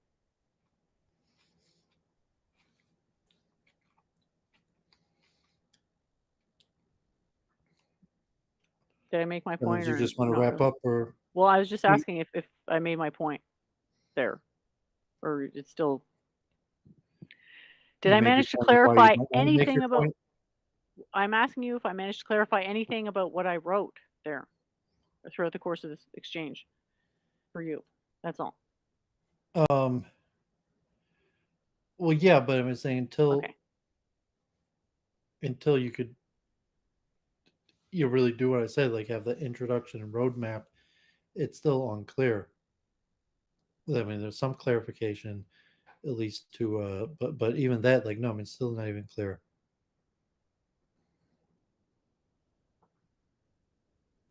Well, I guess that's what next week is for. You know, just saying, And like, what are you doing, and what are you trying to do, and how are you trying to do it?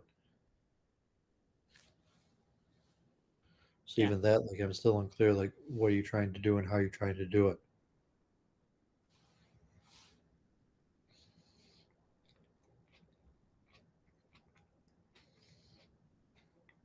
I'll have to think about it, I guess.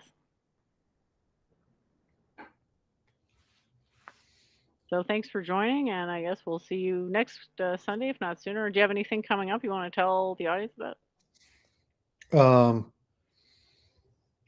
Well, I might appear on Wednesday on the active interface conversation about folk psychology. I might stream.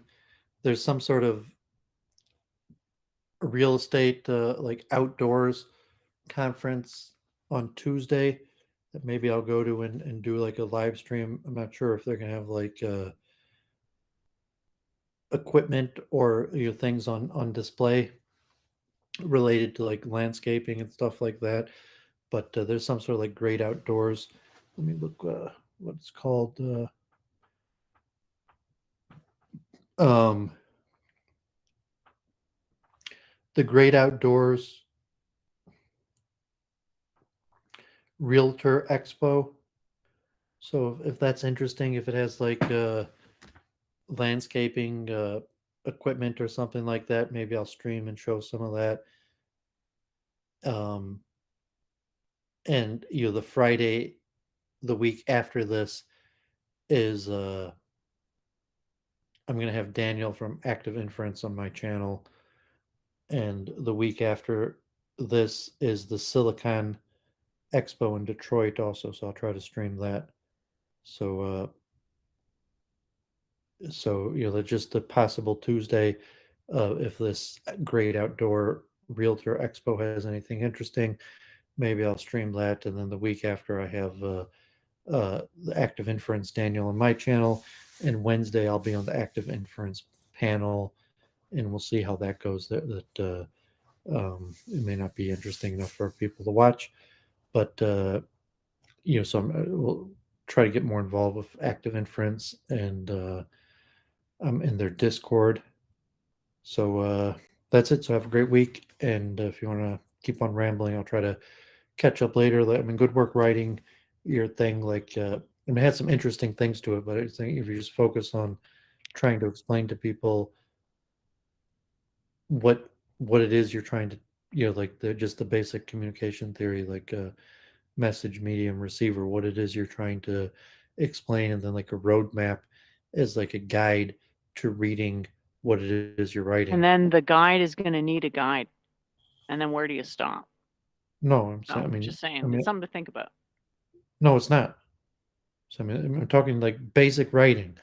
You don't have to get like philosophical for your inability to do the basics of writing. I mean, it gets into like publishing a paper or something like that. There's nothing philosophical for you to return a quip.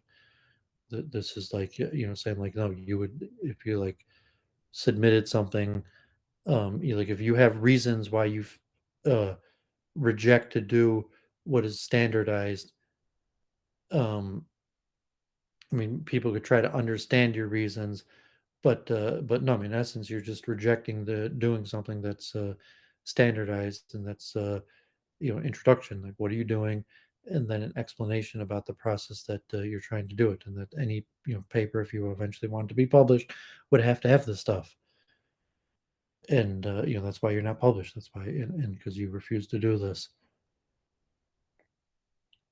Well, I'm working on it, and this is best I can do for now. So yeah, we'll talk to you next weekend. Okay, so have a great week. You too. Talk to you then.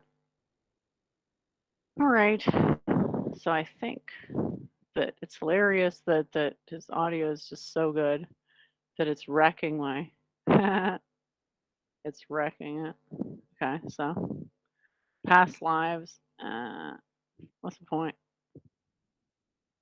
We should keep moving forward. Things are pretty dicey. So yeah, my past lives are an indulgence I don't really feel entitled to kind of go into.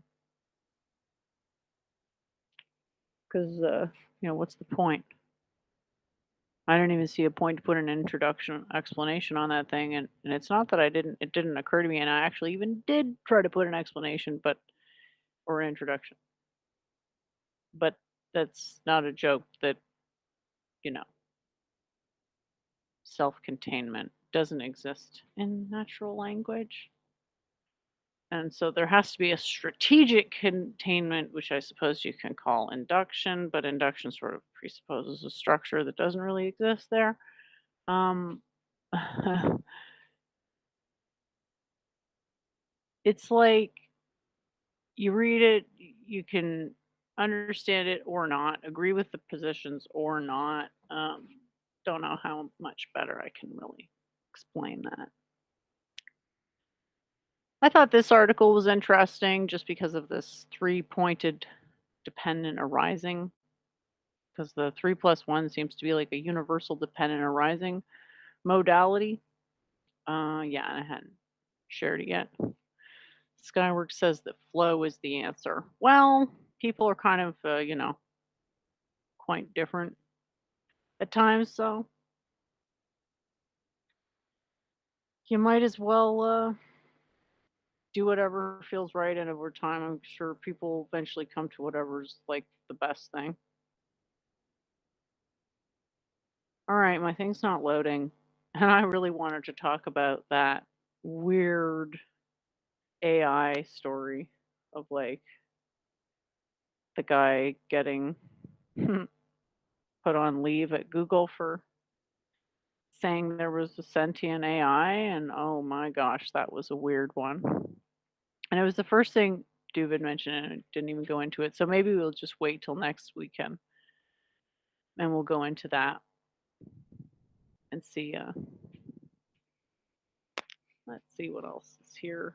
Yeah, just a last couple thoughts. Hologram, obviously, whatever, fun to go into theories. Is it true? Yes. And then there's the holographic principle, which actually I have to thank T Jump for mentioning that because it sounded good. Now, is it true that you can actually project 3D stuff on a 2D surface? Mathematically, it's actually not really. I don't know that that's actually been established as possible, but or what it means for that to have been established as mathematically possible. But our sensory apparatus is definitely flattening space time, and the evidence for that is I suppose there's a lot of evidence, but the easiest one to point to with a lot of different cases of it would be the descriptions people give on DMT are consistent with a inhibition of an inhibitor. So there's a bunch of consciousness and the brain is filtering it, and then that filtering action is undone by the presence of that drug. And then there's obviously questions as to what people are actually experiencing and so forth. But I think it's always good, when there's an accord. Well, I don't like the idea of, cheating at consciousness stuff through drugs, but I understand a lot of people feel that's like part of or like necessary to get interested in stuff and so forth. And I guess I support uh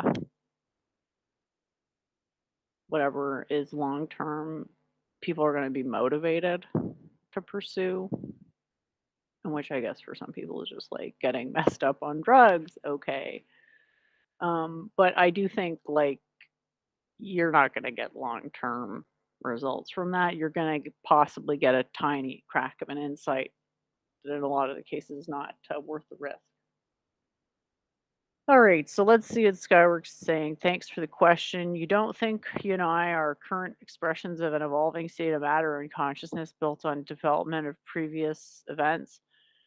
I think it's more like there's some archetypes that are constant, and that's because of the periodic table.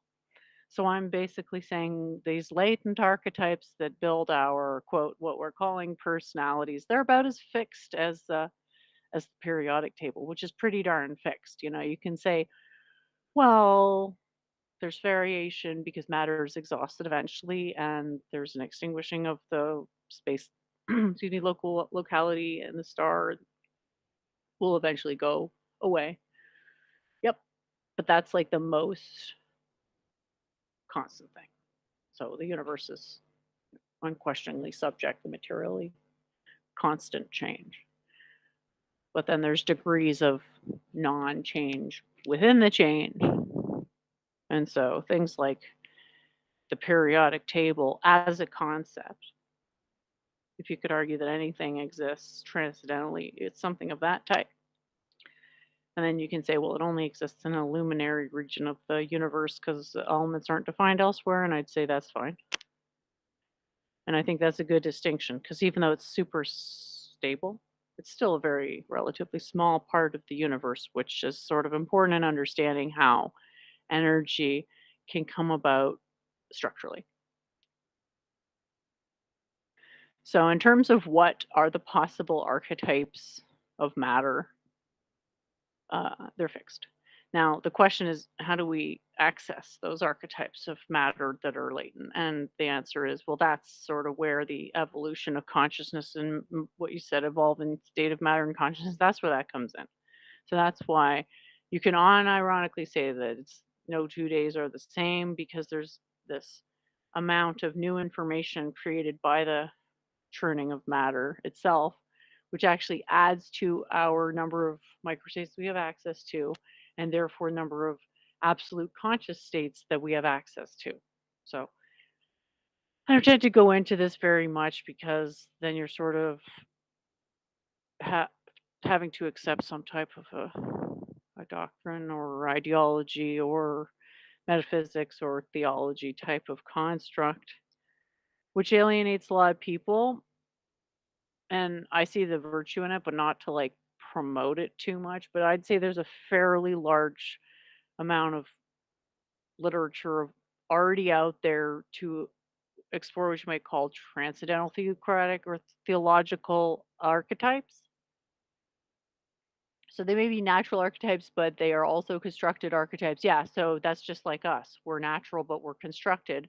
We exist at this time as we are right now as a result of how long we have been being ongoingly constructed. So those us being constructed and us having a constructor that is of a constant nature, that's completely compatible because we're subject to an ongoing evolution. Hey, Bubbles.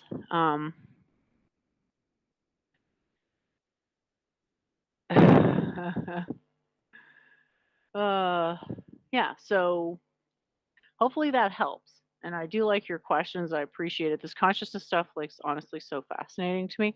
We could go into it forever. I mean, ultimately, there has to be some sort of argument about coherence. So I'm saying, like, yeah, we can understand space time in a low cardinality coherently, and we can also do that to some extent with math. But as you can see, there's a limit to math and what math is actually able to tell us. So yes, to an extent, but not in a sense that we can reduce the number of concepts in our language to 3 plus 1. We can't do that. We have way more than 3 plus 1. So if you're wanting to reconcile materiality with phenomenology, there's a need to go across that gap in a way that doesn't contradict itself between application.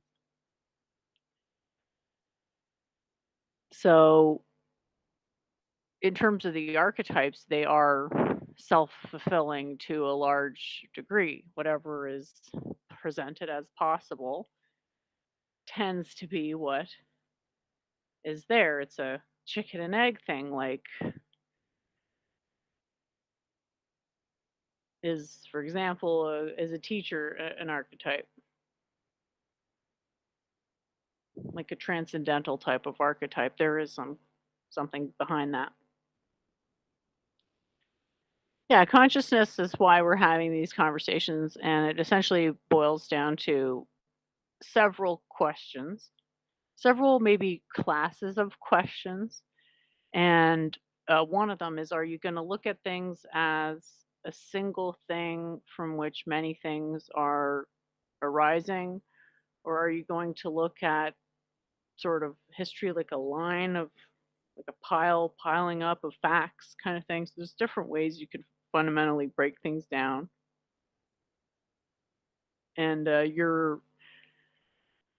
sort of very simplified said that using a language inherits theory of mind. It's a bit of a generalization, but it's meant to sort of make the point that it only seems like language is, quote, objective or can be objective. It's like language has a perception of certainty, which is exactly good reason to doubt it. Because why would I have to feel so certain? Oh, it's like that's a conscious wallpaper in effect. This perceptual certainty is actually a sign on a logical, like rational level that, oh, well, if it's simulated by my conscious apparatus, the certainty, that means there's actually reason to doubt the certainty. uh, yeah, so to say that chicken and egg is answer to screw and nut is to say that everything already exists to answer what we have as questions now, which is to go against evolution. Okay. The idea is that there's some better way to conceive of things. Okay. That may be true, but it's happening within. Whether it's happening, like, all these dichotomies are meaningful for that type of thing to come out of it. I think that when there's an all-encompassing model, that other models will be framed in relation to it.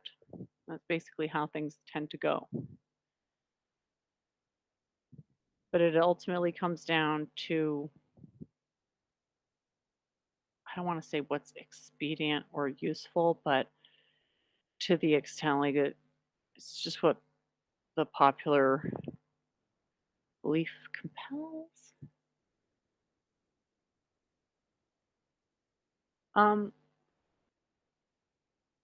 Well, no, the idea is not to go against evolution. The idea is to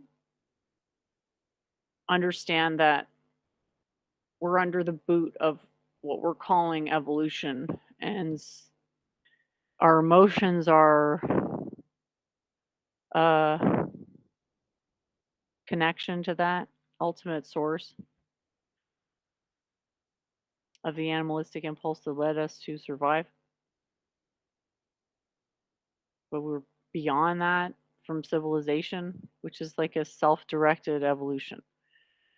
And I think if you view civilization as potentially self-directed evolution, then you're going to have a better civilization.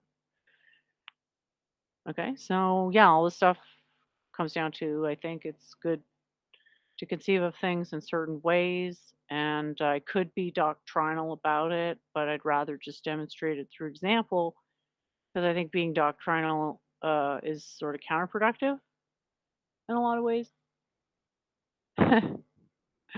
Evolution's part of the puzzle. I'm saying evolution in the sense of more like microstates evolving. Like in my model, mixing up sodium bicarbonate and vinegar is a type of evolution. It's just the simplest type of evolution. It's inanimate matter. Very simplest type of evolution. There's no non trivial entanglement.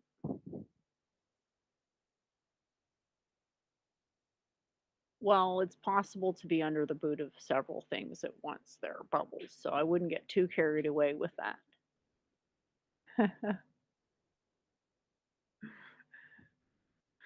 It is indeed evolution that led us here. So,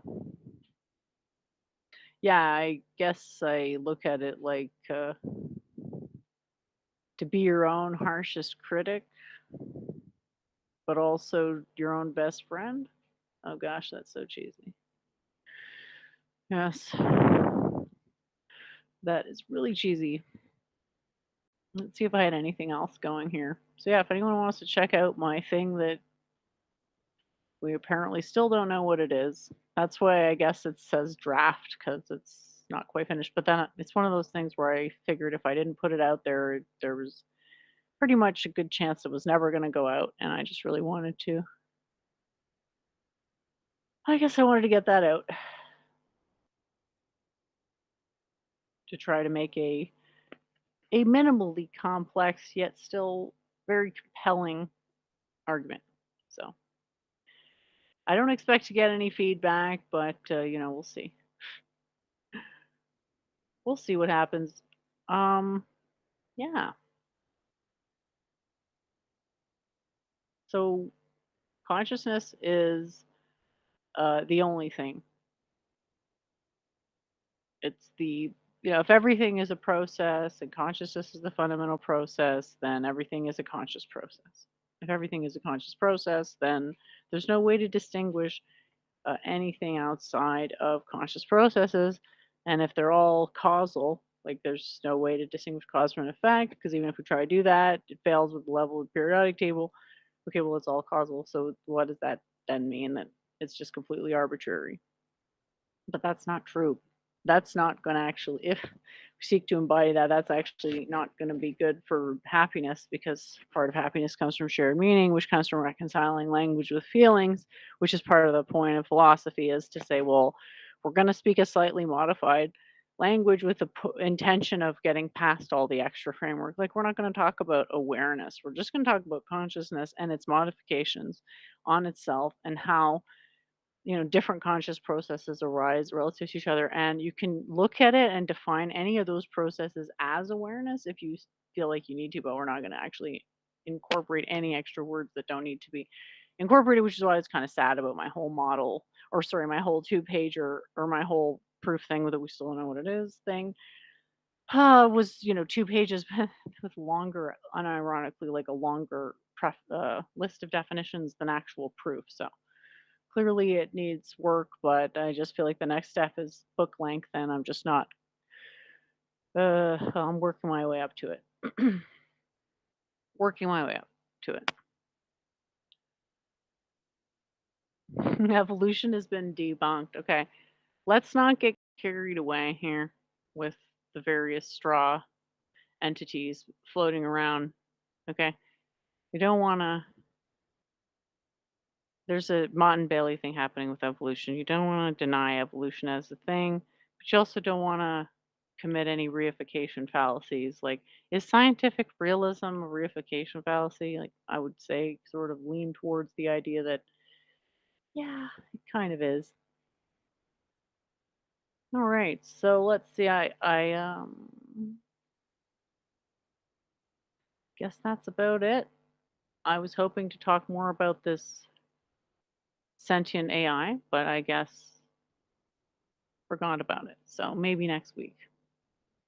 I was, thoroughly creeped out by this. So thanks